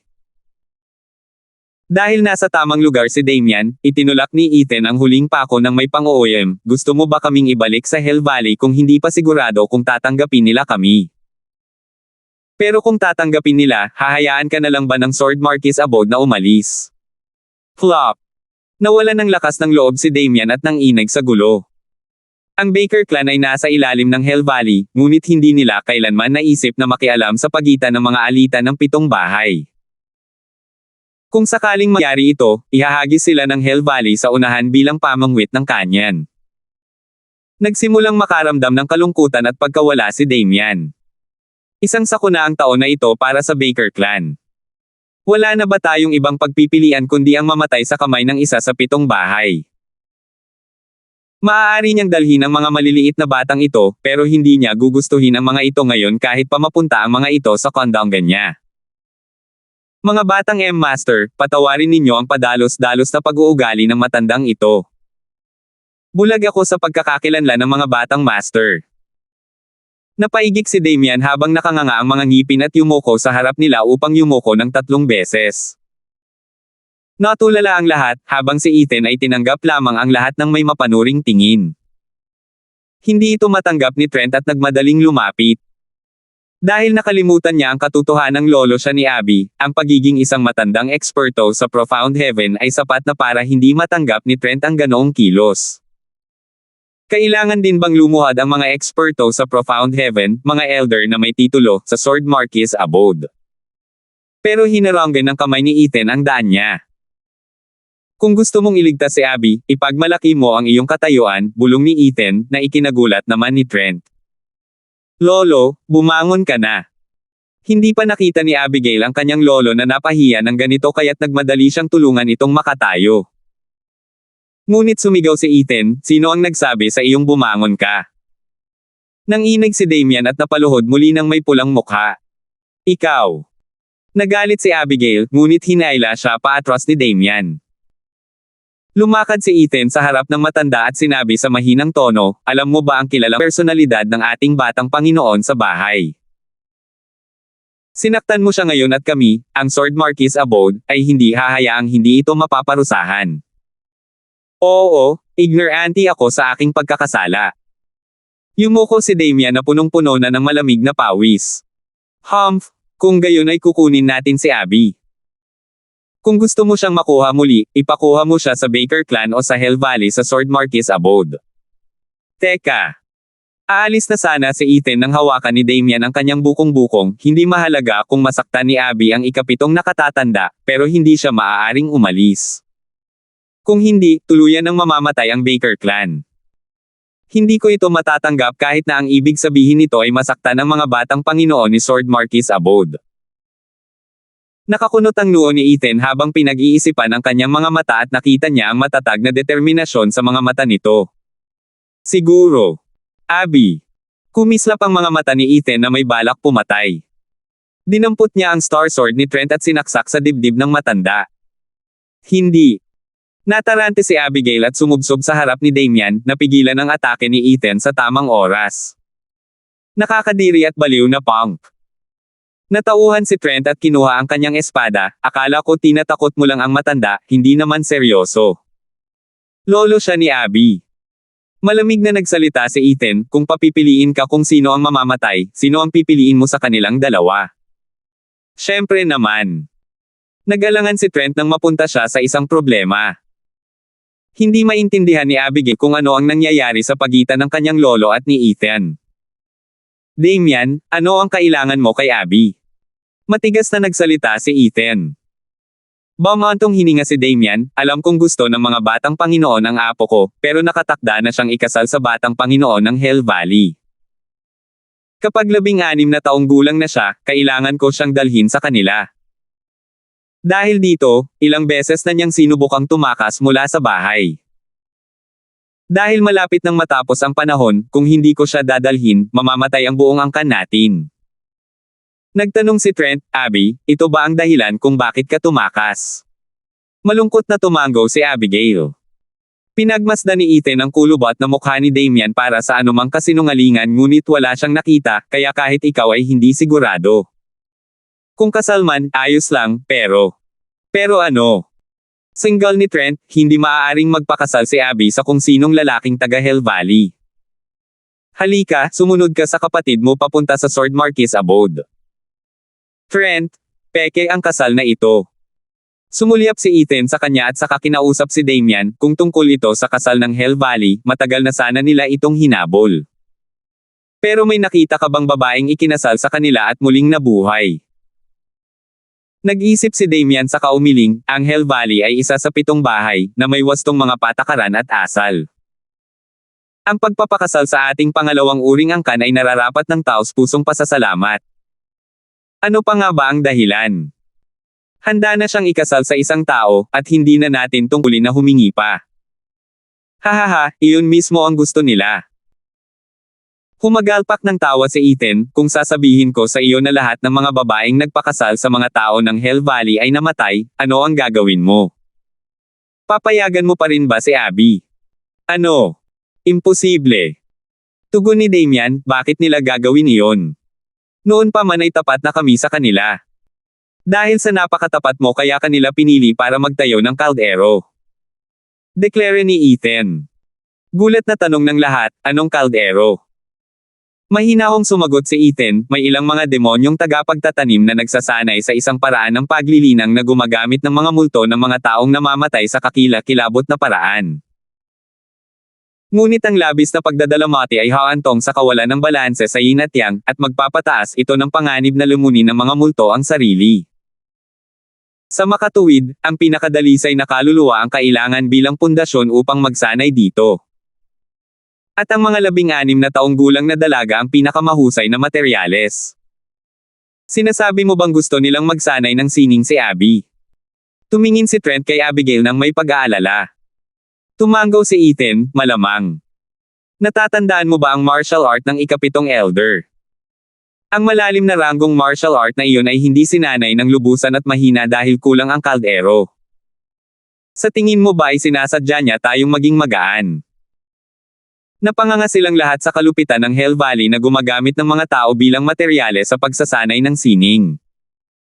Pero wala namang pakialam si Ethan. Ang mga demonyong cultivator ay makasarili, hindi malupit o makatao. Anumang bagay na makakapatay sa kalaban ay lubos na tinatanggap. Naalala niya na minsan sa sacred domain ng linangin ng isang eksperto sa Emperor Stage ang malademonyo na pamamaraang ito at pumatay ng 10,000 cultivator, hinimok ng eksperto ang buong cultivator ng sacred domain na mag-alsa laban sa kanya. Maging ang mga malademonyo na cultivator ay itinaas ang bandila ng katwiran, nangakong buburahin ang ganitong karumihan sa mundo. Isa iyon sa mga pambihirang pagkakataon kung saan nagtagpo ang dalawang landas. Mapalad si Ethan na kasama nila na nakasaksi sa pagkilos ng puwersang ito. Natutunan niya noon na huwag magkamit ng puot ng publiko kung hindi siya ang pinakamalakas. Iyon din ang dahilan kung bakit siya nagsanay sa dilim matapos makuha ang 9 Serenity's Secret Records. Kahit ngayon, sa kabila ng pagkakaroon ng Demon Transformation Art, na kayang magpataas ng kanyang cultivation ng walang limitasyon, hindi pa rin siya nakakapatay ng kaliwat kanan. Kung matuklasan siya, siya ang susunod na target ng dalawang landas na ito. 74. Nakakabingi ang katahimikan. Napakatahimik kaya't tanging ungol lamang ang naririnig. At kahit ang ingay na ito ay lalo lamang nagpadilim sa kapaligiran. Abby. Naging seryoso si Damian habang sinasabi, kung totoo ang sinabi ng batang Panginoon na ito, makabubuti kung umalis ka na. Lolo. Tumingin sa kanya si Abigail habang umiiyak. Ngumiti si Damian, huwag kang mag-alala, babalik ako at aalamin ang katotohanan. Kung hindi ito katulad ng sinabi ng batang Panginoon na ito, babalik ako para sunduin ka at ituloy ang kasal. Ginulo niya ang buhok niya at lumipad palayo. Habang pinapanood ang kanyang papalayong figure, si Abigail ay napasinghot habang umiiyak. Kuya Kindstone, magiging maayos ba ang lolo ko? Tama ang mga hula ni Ethan at nais malaman ni Abigail ang kapalaran ng kanyang lolo. Gusto niyang sabihin nito na magiging maayos ang kanyang lolo, na magiging maayos din ang kanyang angkan. Pero umiling si Ethan. Pasensya na, kung hindi siya babalik, maaaring mabuhay pa ang iyong angkan ng ilang panahon. Ngunit ngayon, lahat sila ay mamamatay. Labis na nagulat si Abigail at walang tigil sa pagbagsak ng kanyang mga luha. Nagsimulang magmura si Trent para itago ang kanyang kalungkutan, hoy, hindi ka kapantay ng malditang demonyong iyon sa pagbasa ng mga tao, kaya paano mo nasabing mamamatay silang lahat kung babalik siya? Sa tingin ko, mapapaisip ng mabuti ang demonyong Insidious kung isang eksperto sa Profound Heaven ang gagawa ng paraan para mag-isip ang demonyong Insidious. Humph, dyan ka nagkakamali. Maaaring hindi ako kasing talino niya pagdating sa pagtukoy ng intensyon ng isang tao, pero lahat tayo ay tao, at may nakikita akong isa o dalawang bagay sa kanyang mga kilos. Una, nasaktan natin siya, at dahil natukoy niya ang pagkakakilanlan ni Abigail noong panahon ng ating laban, iisipin niyang pinagtaksilan ng Baker clan ang Hell Valley. Tiyak na papatayin niya sila hanggang sa huling babae at bata. Ngunit noong panahong iyon, dumating ang matandang si Baker upang hanapin si Abby. Sa kasong ito, tumigil si Ethan at saka bumantong hininga, hanggat hindi niya nalalaman ang kinaroroonan ng eksperto sa malalim na langit, pananatilihin niya silang buhay para iguhit ang iyong lolo. Kapag bumalik na si matandang Baker, wala nang makakapidyaw sa kanya. Kalokohan. Ang isang eksperto sa Profound Heaven ay isang elder sa 7 bahay. Hindi ako naniniwala na mayroon siyang ganoong lakas ng loob para patayin ang buong angkan ng isang eksperto sa Profound Heaven. Nakita ni Trent na lalong dumilim ang ekspresyon ni Abigail at sumigaw kay Ethan. Umiling si Ethan, dahil nga sa Baker clan ay may eksperto sa malalim na langit, hihintayin niya munang bumalik si Damian bago niya sila lipulin lahat. Isa pa, may mali ka. Ang isang eksperto sa malalim na langit ay hindi malakas, pero ang isang malaya ay malakas. Bakit sa tingin mo siya lumuhad sa harap natin? Hindi niya ginawa iyon para sa ating dalawa, kundi para sa Sword Marquis abode sa likuran mo. Hindi rin siya lumuhad para sa sarili niya, kundi para sa Baker clan. Kung isa siyang tiwaling magsasaka, na walang pananagutan, ang pagpatay sa atin ay magiging totoo. Pero, gusto sanang sumagot ni Trent ngunit wala siyang makitang paraan para pabulaanan ito. Alam na alam niya ito, ngunit ang malungkot na tingin ni Abigail ang nagtulak sa kanya na humanap ng kapanatagan para rito. Ngunit ang mga salita ni Ethan ay parang punyal na sinaksak ang mahinang puso ni Abigail. Sa puntong ito, gusto na siyang suntukin ni Trent. Hindi ka ba maaaring magpakita ng kahit kaunting simpatiya kay Abby? Sige, tumigil ka na sa pag-aaway. Sumigaw si Abigail, Kuya Kindstone, alam kong makatwiran ang sinabi mo.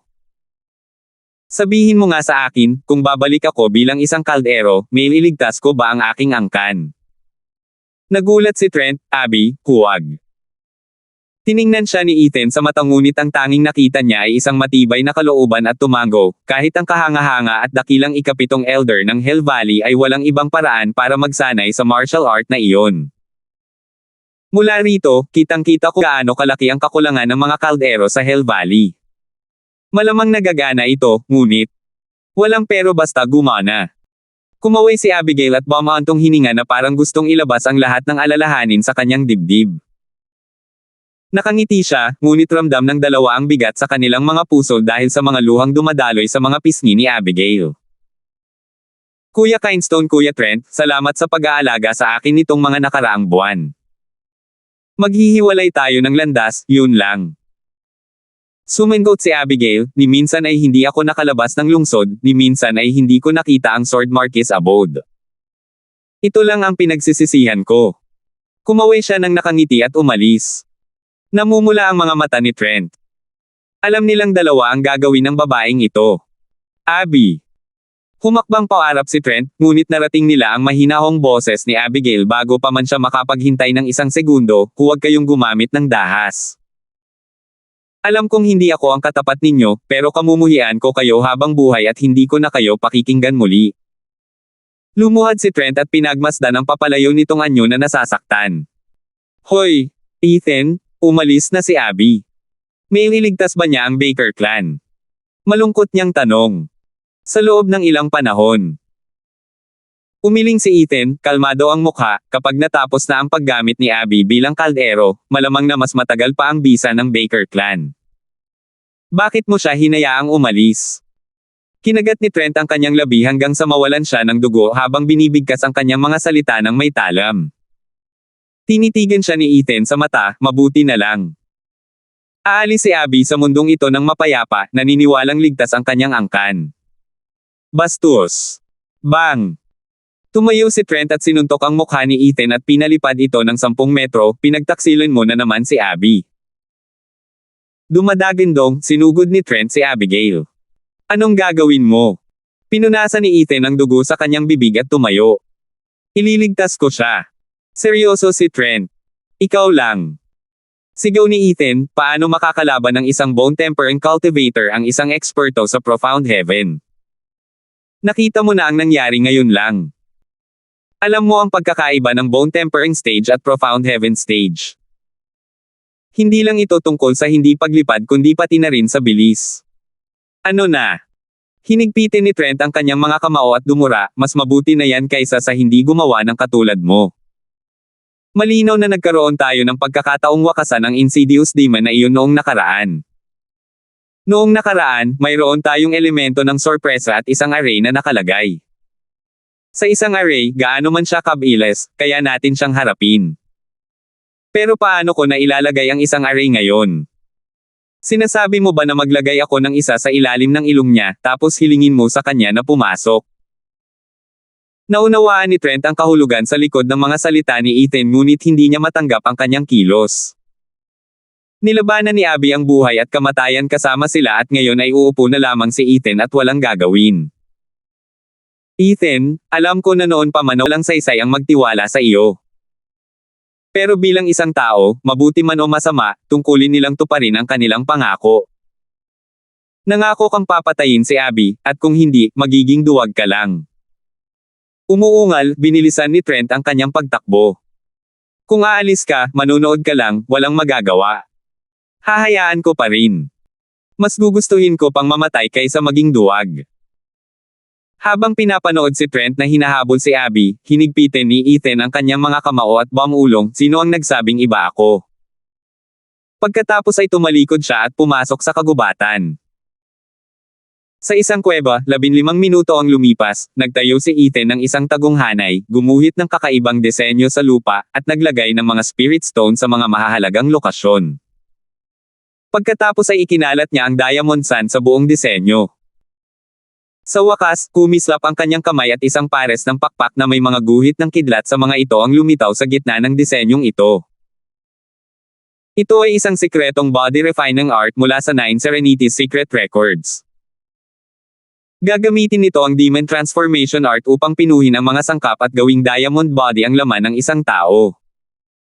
Mas malupit ito kaysa sa Wraith Art na ibinigay niya kay Kapitan Pang. Ang wraith art ay isang paraan ng paglilinang para sa mga tao upang pinuhin ang kanilang katawan, ngunit itinuring ng lihim na sining na ito ang katawan ng tao bilang isang daluyan sa pagpino nito na parang isang kayamanan ng demonyo. Siyempre, kahanga-hanga ang mga resulta, walang talo at kasing taibay ng bakal. Ngunit ang proseso ay napakasakit, 1,000 beses na mas miserable kaysa sa wraith art. Isipin, ang prosesong ito ay nangangailangan ng unti-unting paghihiwa sa katawan ng isang tao kung nais niyang pinuhin ang kanyang katawan gamit ang mga sangkap na angkop para sa mga kayamanan ng demonyo. Napakasama nito na ang kamatayan ay isang biyaya. Dati, bago pa man niya matagpuan ang 9 Serenity's Secret Records, hindi nagsasanay si Ethan sa wraith art kahit na mayroon siya nito. Dahil ito ay masyadong hindi makatao, masyadong brutal, kahit gaano pa kalakas ang naibabalik nito. At narito siya ay gumagamit ng isang pamamaraan na mas masakit at mas mapanganib. Ngunit ito rin ang tanging paraan upang mapabuti niya ang kanyang lakas sa maikling panahon. Kung hindi siya mas malakas kaysa sa tuso at mapanlinlang na demonyong iyon, hindi tiyak ang kanyang tagumpay. Taglay ang kapayapaan ng puso at ang mga mata ay puno ng determinasyon, gumawa ng senadorya si Ethan. Sa isang iglap, ang kakaibang disenyo ay kuminang ng maliwanag at nagsimulang umikot.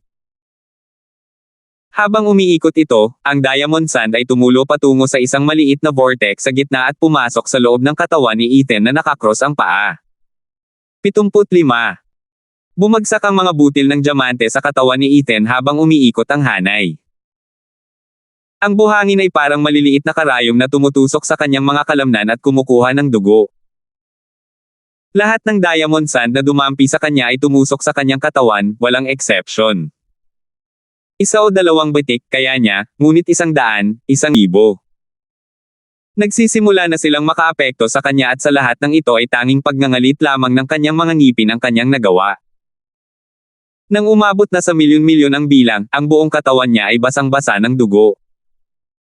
At ang dugong ito ay nagmula sa mga butas na kasing laki ng aspili na iniwan ng batik ng diamante, na parang isang napakapinong salon. Kung titingnang mabuti, winasak ng diamond sand ang kanyang mga kalamnan, at ginawa itong putik. At ito ay simula pa lamang, ngunit ang sakit ay napakasakit, mas malala pa sa anumang pagpapahirap. Kamatayan sa pamamagitan ng 1,000 hiwa, literal na. Gayunpaman, upang mapabilis ang kanyang paglakas, tiniis pa rin ito ni Ethan nang nakanganga ang kanyang mga ngipin, ayaw kahit isang ungol. Tumutulo ang pinong pawis sa kanyang katawan, patunay ng sakit. Maging ang makapangyarihang demonic emperor ay naging gulo. Pagkatapos, nanliit ang mga mata ni Ethan habang sumisigaw, hindi na makayanan ang 1,000,000 butil na tumutusok sa kanyang balat at kalamnan. Sumigaw at napaungol siya sa sakit, ngunit alam niyang kailangan na niyang tumigil kaya't agad niyang isinara ang kanyang bibig. Sa puso niya, alam niya na ang paraan ng pagpino ng katawan na ito ang magbabago sa buong katawan niya, mula sa loob palabas, at papalitan ang kabuuan niya ng diamond sand. Kaya naman magiging isang diamante siyang hindi mababasag. Pero bago iyon, kailangan muna niyang tiisin ang paghihirap na ito. Ngunit ito ay laman lamang, susundan ito ng mga buto at mga panloob na organo. Napaigik na lang si Ethan at sinunod ang sinabi. Kung hindi lang dahil sa kagustuhang iligtas si Abigail, hindi niya pipiliin ang landas na ito kahit gaano pa kaganda ang resulta. Masyadong malupit. Ang kakaibang hanay ay hindi tumigil sa pag-ikot, pinapakain ang katawan ni Ethan ng diamond sand. Pagkatapos ng 2 mahabang oras, ang kanyang mga kalamnan ay nasira hanggang sa huling piraso, pagkatapos ay ang diamond sand ay nagpatuloy sa pagtusok sa kanyang mga buto. Nako! Nanginginig si Ethan sa sakit at isang ungol ang kumawala sa kanyang nakanganganyang mga ngipin. Ang pagsigaw ay lalo lamang magpapalala sa kanyang paghihirap hanggang sa hindi na niya ito makayanan. Upang maiwasan ang kanyang pagkamatay, pinilit niyang isara ang kanyang bibig habang nanlalaki ang kanyang mga mata sa kanyang namumutlang mukha. Nako, bulok at matanda na 9 Serenity's Emperor.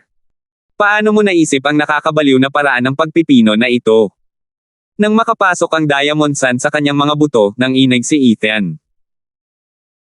Hindi man lang siya makapagsalita, kaya isinumpa niya ang unang Demon Emperor noong unang panahon sa kanyang isipan. Kung narinig lang ng demonyong emperador, ang isasagot niya ay pangungutya, itinulak ko ba ang kamay mo? Sino ang nagsinungaling sa iyo na ang isang maliit na bagay na tulad mo ay maaaring magtagumpay? Biglang tumigil ang pag-ikot ng katawan ni Ethan at pagkaraan ng ilang segundo ay nawala ng malay. Ang kanyang kalansay ay naging alikabok sa sandaling iyon. Lumuha ang kanyang mga mata dahil sa sakit, ngunit isa na lamang siyang tumpok ng putik. At ang tanging nagawa na lang niya ay ang humiga ng paralisado sa lupa. Nariyan din ang huling hakbang. Pagbabago ng katawan. Pinagpapawisan si Ethan habang humihinga ng malalim habang nakanganga. Dahil ang kanyang kalansay ay parang pagkain lamang ng buto, ang diamond sand ay bumulusok ng malalim sa kanyang mga organo. Hindi ito naghintay na dumikit sa mga ito tulad ng dati, bagkus ay tinusok nito ang mga ito. Napunit ang mga organo ni Ethan at paulit-ulit siyang sumusuka ng dugo na may halong laman. Tumagas ang dugo sa kakaibang hanay at sumanib dito. Ngunit sa kabila ng patuloy na pag-agos ng dugo, pawis, at sakit, ang kanyang mga labi ay kumerba at nagdulot ng isang mapang-ipong ngiti. Nanalo ako. Ngayon, pagbabago na lang ng katawan ang natitira. Nabura ang ngiti ni Ethan ng isang panaghoy. Hindi ito natuloy ayon sa plano. Tinapos ng diamond sand ang kanyang mga organo at sinugod ang kanyang utak. Mortal man o cultivator, ang utak ang pinakamahina para sa pareho, dahil ito ang lugar na kinaroroonan ng kaluluwa ng isang tao. Buhangin na parang dinadaluhong ng diamond sand ang kanyang kaluluwa at isipan. Kapag nawala na ito, wala nang iba pang mangyayari sa kanya. Pakiramdam niya ay libu-libong multo ang sumasalakay sa kanya, isang sakit na hanggang sa kaibuturan ng kanyang kaibuturan. Ito ay libu-libong beses na mas malupit kaysa sa unang hakbang. Ngunit hindi tulad ng dati, noong malinaw pa ang kanyang isipan, ang sakit ngayon ay kinakain na ang kanyang kamalayan. Unti-unting nawawala ng gana ang kanyang kaluluwa at malapit ng madurage. At ang tanging magagawa na lang niya ay hintayin ang kanyang pagpanaw. Hahaha, para sa akin, ang dakilang demonic emperor na mamatay sa sarili kong mga kamay. Nakakainis. Kung alam ko lang sana kung gaano kasama ang paraan ng pagpino ng katawan na ito. Sinaway ni Ethan ang sarili habang siya ay lalong nanghihina. Sa lahat ng panahong ito, ang kakaibang hanay ay hindi tumigil sa pag-ikot, at ang natitirang diamond sand dito ay basang-basa sa kanyang dugo, ngunit masyado na siyang nawala ng pakialam. Siya ay nakabigti sa isang sinulid, isa na lumiliit sa bawat segundo. Ang kakaiba sa kanya ay, bakit niya kinailangang pinuhin ang kanyang katawan sa pamamagitan ng napakasamang pagpapahirap na ito. Nabaliw na siguro ako. Bakit ko ginamit itong kakaibang sikretong sining? Pumikit si Ethan nang may bahid ng panghihinayang, habang biglang nagbalik sa kanyang isipan ang kanyang buhay.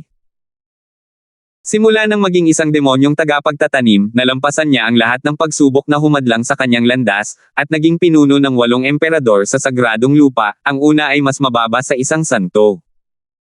Isang landas na puno ng kaluwalhatian. Pagkatapos ay nakamit niya ang 9 Serenity's Secret Records, na nagdulot sa kanya ng karagdagang kagalakan, at kahit na ipinagbili siya ng kanyang disipulo, siya ay muling isinilang sa angkan ng Larsen, bilang isang katiwala. Pagkatapos ay nakilala niya sina Trent at Abigail. Abigail. Napaawang ang mga labi ni Ethan, binulong ang pangalan niya sa kanyang pagnanasa. Pagkatapos ay idinilat niya ang kanyang mga mata at sumigaw, Abby. Naalala niya kung bakit niya pinili ang landas na ito. Ito ay para iligtas siya. Sa sandaling iyon, ang kakaibang hanay ay umikot ng mas mabilis, na sumasaklaw sa lahat ng naroon sa mahiwagang kapangyarihan. Nagpakawala ang noo ni Ethan ng asul na apoy na naging manggalame at bumalot sa kanyang katawan, at tuluyang sumanib sa kakaibang hanay. Walang kaalam-alam si Ethan na ang sekretong paraan ng pagpino ng katawan na ito ay hindi lamang nagpipino ng katawan, kundi pati na rin ng espiritu. Ang layunin nito ay upang matuklasan ang lahat ng potensyal ng isang cultivator. Kung pino lamang ang katawan sa pamamagitan ng pamamaraang ito, garantisado ang kabiguan at tiyak ang kamatayan. Nang malapit nang mamatay si Ethan, nagising siya sa dahilan sa likod ng kanyang pagpili at kagustuhang mabuhay ng may kapangyarihan. Umalangaw-ngaw ito sa kanyang kaluluwa at hinayaan ang asul na apoy sa kanyang katawan na sumanib sa hanay ng mga kalaban. Ngayon lang ipinakita ng kakaibang hanay na ito ang tunay nitong kapangyarihan. Mabilis na umikot ang hanay kaya't nagdulot ito ng bagyo. Hindi nagtagal ay naging asul ito dahil sa apoy at tinunaw ang diamond sand bago ito pinaghalo sa dugo ni Ethan, na dumaloy sa buong katawan niya. Pinakalma ng gininto ang dugo ang sugatang katawan ni Ethan, na nagbigay buhay sa kanyang mga kalamnan, buto, at mga organo. Bumalik ang asul na apoy sa kanyang noo nang makumplito ang proseso at sumanib sa kanyang kaluluwa. Nanatiling nakapikit si Ethan, walang kamalay-malay sa nangyayari sa labas. Nararamdaman niya lamang ang panibagong at paglago ng kanyang buhay sa bawat sandali na lumilipez. Sa buong panahong ito, si Blood Infant ay nakaupo nang nakakross ang mga paa sa kanyang dantian. Nang makita ang papasok na gininto ang dugo, ito ay napuno ng kaligayahan, nilunok ang lahat ng makakaya nito. Nagsimula itong magpalitan sa pagitan ng paglaho papasok at palabas ng realidad, hanggang sa kalaunan ay naging isang gininto ang sanggol. Inulat nito ang mga mata nito at ang mga ito ay kumislap na ginintoan, puno ng sigla. Dahil sa asul na apoy, ang pares ng pakpak na may bahid ng kidlat ay naging likido at pumasok kay Ethan.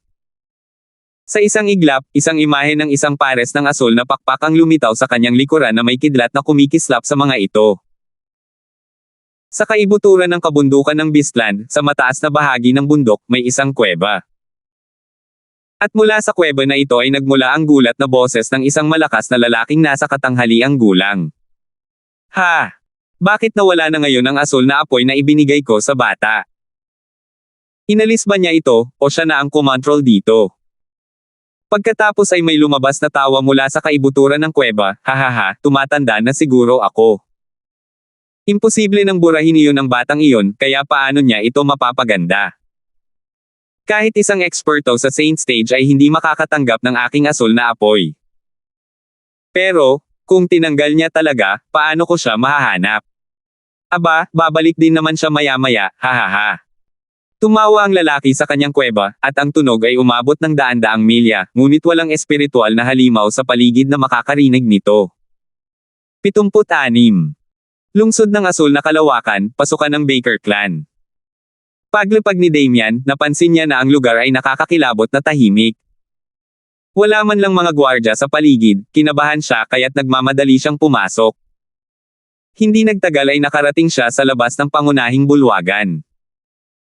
Nang tumingin siya sa loob, nakita niya ang isang pamilyar na figure sa upo ang pangkaraniwan, ang ikapitong elder ng Hell Valley, si Ricky.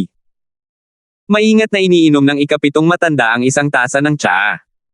Hindi ko alam na dinala tayo ng ikapitong elder sa pamamagitan ng kanyang presensya. Patawarin mo ako sa hindi ko pagtanggap sa iyo. Ang presensya ng ikapitong matanda rito ay natakot kay Damian ngunit pinilit niya ang sarili na magpakita ng wastong paggalang na parang normal lang ang lahat sa mundo. Humigop si Ricky ng tsaa niya sa kabinasag ito sa mesa. Flop! At nalungkot din si Damian. Sinulyapan siya ni Ricky at biglang ngumiti, Damian, isang siglo ka nang nasa ilalim ng pangangalaga ng Hell Valley. Mabait kami sa iyo noon pa man. Walang duda. Dahil sa tulong ng Hell Valley at ng ikapitong elder, naabot ng Baker Clan ang tagumpay ngayon. Pinilit ni Damian na bawasan ang kanyang pagkabalisa, itinago ito sa likod ng isang ngiti. Tumanggaw si Ricky at tumayo. Lumapit siya kay Damian at tinapik ang balikat nito ng may mainit na ngiti. Mabuti naman at ganyan ang iniisip mo, kung gayon. Habang nagsasalita siya, pumihit ang mukha ni Ricky at kumamaw sa balikat ni Damian habang kumukulog, bakit ka nakipagsabuatan sa mga tagalabas at ninakaw ang diamond sand ng Hell Valley? Nanginginig sa takot si Damian at lumuhad upang yumuko, ikapitong elder. Hindi ito pagkakaunawaan. Ang Baker Clan ay tapat lamang sa Hell Valley. Hindi namin kailanman gagawin ang ganoong bagay. Hahaha, may pagkakataon na naisip ko rin iyon, na hindi mo sasamantalahin ang kabaitan namin tapos maglalakbay ka sa likuran namin. Pero matagal na palang lumipas ang panahong iyon. Umungol, hinampes ni Ricky ang mesa hanggang sa mabasag at sumigaw, nasaan ang apo mo, Abigail? Nauutol na tanong ni Damian para sumagot, ngunit hindi siya makapagsalita. Humph, sasabihin ko sa iyo. Siya at ang dalawang maliliit na hayop ang nagnakaw ng diamond sand ko at ngayon ay nakahandusay na sila ng patay sa Beastland Mountain Range. Nanginig ang noo ni Ricky nang maalala ang nakapangangilabot na alulong na narinig niya noong panahong iyon. Kung nanatili pa siya ng ilang sandali, malamang ay wala na siyang buhay. Kahit hindi niya natapos ang tatlo, inakala niyang tatapusin na ng halimaw ang trabaho kahit na gaano sila nasugatan. Malungkot niyang pinag-isipan ang pangyayaring ito. Malaki ang naitulong sa kanya ni Abigail, ngunit wala na ito ngayon. Bumalik din siyang walang dala, walang diamond sand at walang kaldero. Bamantong hininga, ibinuhos ni Ricky ang kanyang galit sa Baker clan.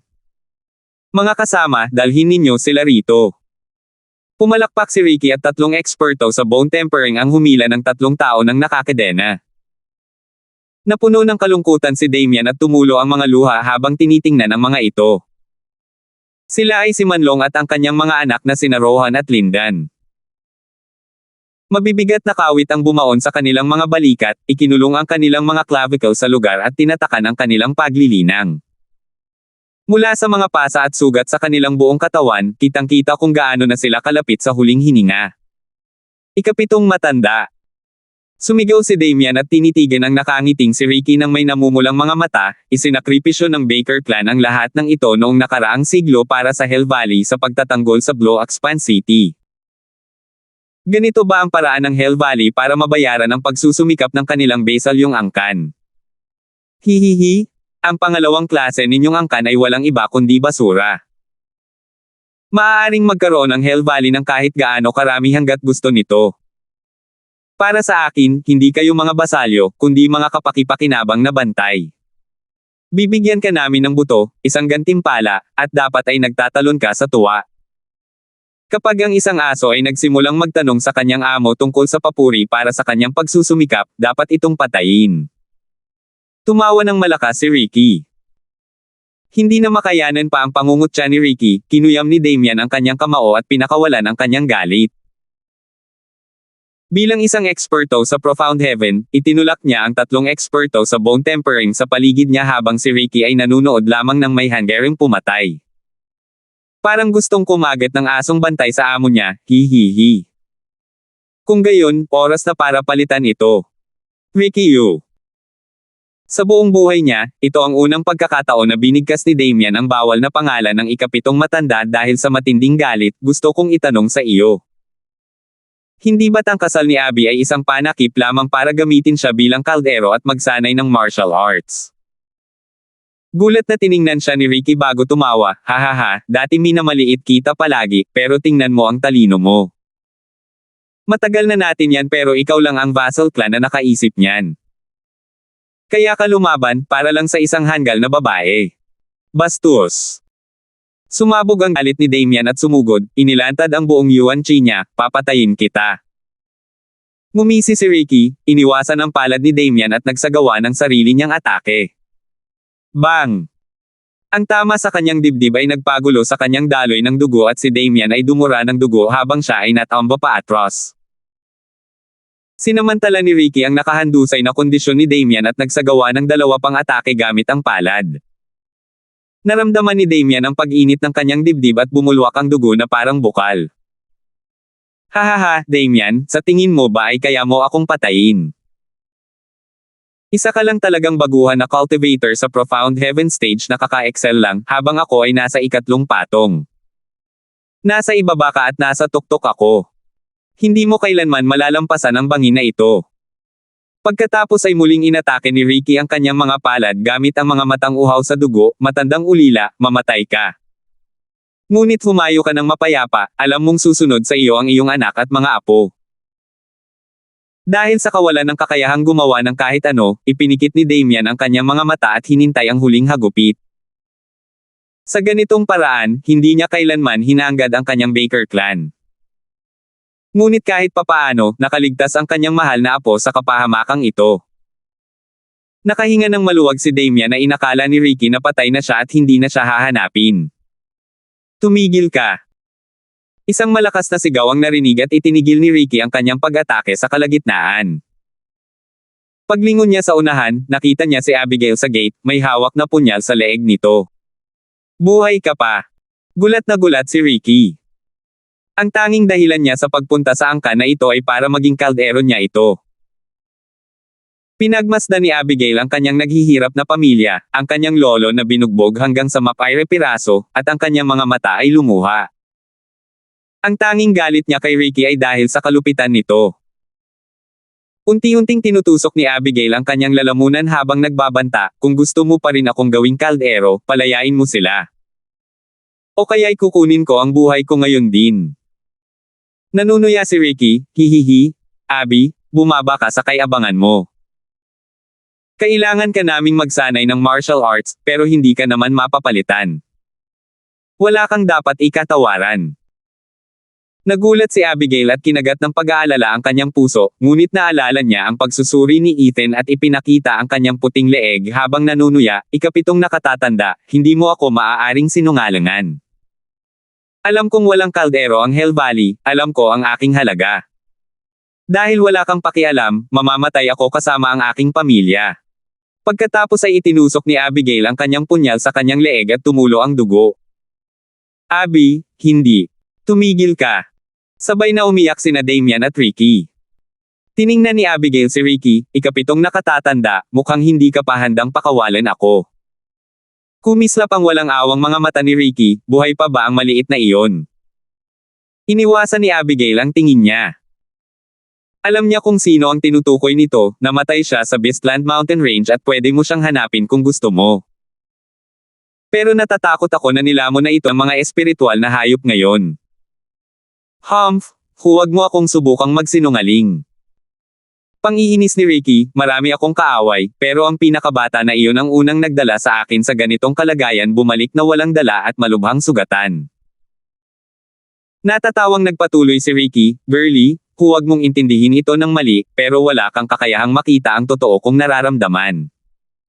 Malamang nasabi na sa iyo ng puwit na iyon. Tinitigan lang ako pabalik ni Abigail, kaya umiling si Ricky, sa anumang kaso, kailangan kong umatras. Dahil ikaw ang nagpabagsak sa akin, hindi ko kukunin ang buhay ng pamilya mo. Talaga. Tuwang-tuwa sana si Abigail na tutulong sa kanyang lolo, ngunit nakipagkamay si Ricky sa kanya at tinusok ng kawit si Damian. Isang panaghoy ng paghihirap ang umalangaw-ngaw at nawala ng malay si Damian. Basang-basa ng dugo ang kanyang dibdib at may butas ang kanyang balahibo, tulad ng sa kanyang anak. Ricky York, ikaw. Sabi ko hindi ko sila papatayin, pero ang lolo mo ay isang eksperto sa Profound Heaven. Kailangan kong siguraduhin na susunod siya sa plano. Siyempre, hahayaan ko silang umalis kapag nasa Hell Valley na tayo. Tuparin mo ang pangako mo. Tinitigan siya ni Abigail. Tumango si Ricky at napahadjejek, paano ako magsisinungaling kung napakahalaga mo? Mga kasama, ipagpahinga ninyo si Miss Abby, babalik tayo sa Hell Valley bukas. Isang eleganteng binata ang dumating sa tabi ni Abigail kasama ang dalawang katulong. Makikilala agad siya ni Ethan. Siya si Milo York, na nakalusot sa Blackwood Mountain bilang Milo Yang at kalaunan ay nakatakas sa Rockland City. Nakatayo sa tabi ni Abigail, natatawang sabi ni Milo, kaya ikaw pala ang kaldero para sa gamit ng mga senior ko. Masasabi kong maganda ka talaga. Sumanghel si Abigail at lumingon sa kanyang pamilya habang paalis siya kasama ang mga katulong. Nagkibit-balikat si Milo saka lumapit kay Ricky, Guro, ano po ang gusto ninyong gawin namin patungkol sa angkan ng Larsen? Labis kaming nagdusa sa kamay ng kanilang kaitiwala, si Ethan. Natigilan si Abigail sa pagbanggit ng pangalan. Nasabi mo na ba sa iba na pinatay niya ang dalawa sa ating mga matatanda? Hindi. Maingat si Milo, kahit gawin ko pa, walang maniniwala sa akin. Hahaha, hindi rin ako naniwala. Pero ilang buwan na ang nakalipas, nakilala ko ang isang kakaibang nilalang na sumalungat sa lahat ng ibinato ko sa kanya. Sa laki ng mundo, siguradong may mga halimaw dyan. Guro, kung gayon. Malumanay na wika ni Milo. Umiling si Ricky at kumislap ang mga mata na may balak pumatay, haharapin muna natin ang pinakawalang kwentang ito, saka tayo mag-iisip ng paraan para tapusin ang Ethan na iyon. O ang dalawang batang ito ay magiging bangungot ng Hell Valley balang araw. Labis na nag-alala si Abigail sa sinabi niya at binilisan ang pagtakbo. Nag-aalala siya dahil natoon ang tingin ni Ricky kay Ethan dahil sa kanya. Ngunit wala ni isa sa kanila ang nakakaalam na ang dalawang anak na iyon ay iisa. Tila walang katapusan ang gabi para kay Abigail dahil hindi mahanap ng kanyang puso ang kapayapaan. Pagsikat ng araw, ang mga unang sinag ng araw ay tumama sa maliit na patio ng hindi pangkaraniwang tahimik na Baker clan. Isang dosenang katulong ang nag-aalaga na sa mga paghahanda ni Abigail. Samantala, isang shockwave ang dumaan sa unang bahagi ng Beastland Mountain Range at tumambad sa isang madilim na kuweba. Isang hubad na lalaki ang pasapayang lumabas sa ilalim ng banayad na sikat ng araw na nagbibigay sa kanyang katawan ng gininto ang kinang. Ang bawat hakbang niya ay nag-iwan ng malalalim na bakas sa lupa at maging ang bato ay durog na naging alikabok. Ikinubli niya ang kanyang mga mata mula sa sikat ng araw at tumingin sa paligid. Humakbang pa siya at ipinatong ang kanyang kamay sa dingding ng kuweba bilang suporta. Ngunit ang kanyang maliit na aksyon ay tuluyang sumaire sa pader na bato at siya ay bumagsak sa lupa. Tumayo ang lalaki sa gitna ng mga guho, ngunit ang batong kinatatayuan niya ay naging alabok din. Sandaling nag-adjust, ang kanyang mukha ngayon ay nagpakita ng determinasyon. Sa mas malapitang pagtingin, malinaw na ang lalaking ito ay si Ethan. Para bang inukit ang bawat linya at katangian niya na nagpapakita ng matalas na kapangyarihan. Nang imulat niya ang kanyang mga mata, kumislap ang mga kidlat. Hinaplos ni Ethan ang katawan nito at nagpakita ng isang nakakalokong ngiti. Sa bawat hahawakan niya ay naglalabas ng parang metal na tunog. Labis siyang nasiyahan sa kanyang katawan, na ngayon ay ganap ng pino gamit ang diamond sand at kasing taibay ng isang espiritual na sandata ng isang nasa ikalimang baitang. Pagkatapos ay hinawakan niya ang kanyang nu at isang asul na apoy ang lumabas. Ito ang apoy na ibinigay ng misteryosong eksperto. Hindi niya ito makontrol hanggang ngayon.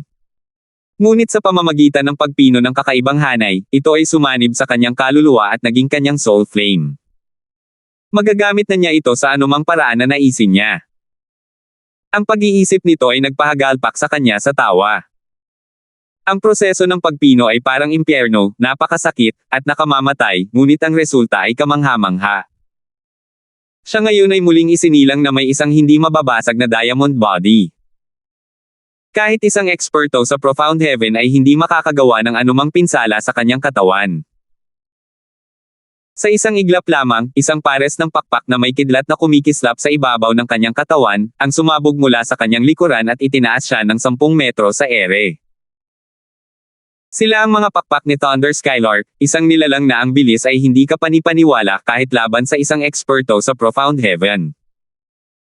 Ito ang dahilan kung bakit pinili niyang pinuhin ang mga ito para maging bahagi ng kanyang katawan. Kasama nila, siya ay naging isang kakatwa, isang tunay na halimaw. Nagbihis ng bagong damit, kumislap siya patungo sa Blue Expanse City na parang kidlat. Salamat po at sinamahan ninyo ako, ingat lagi mga master.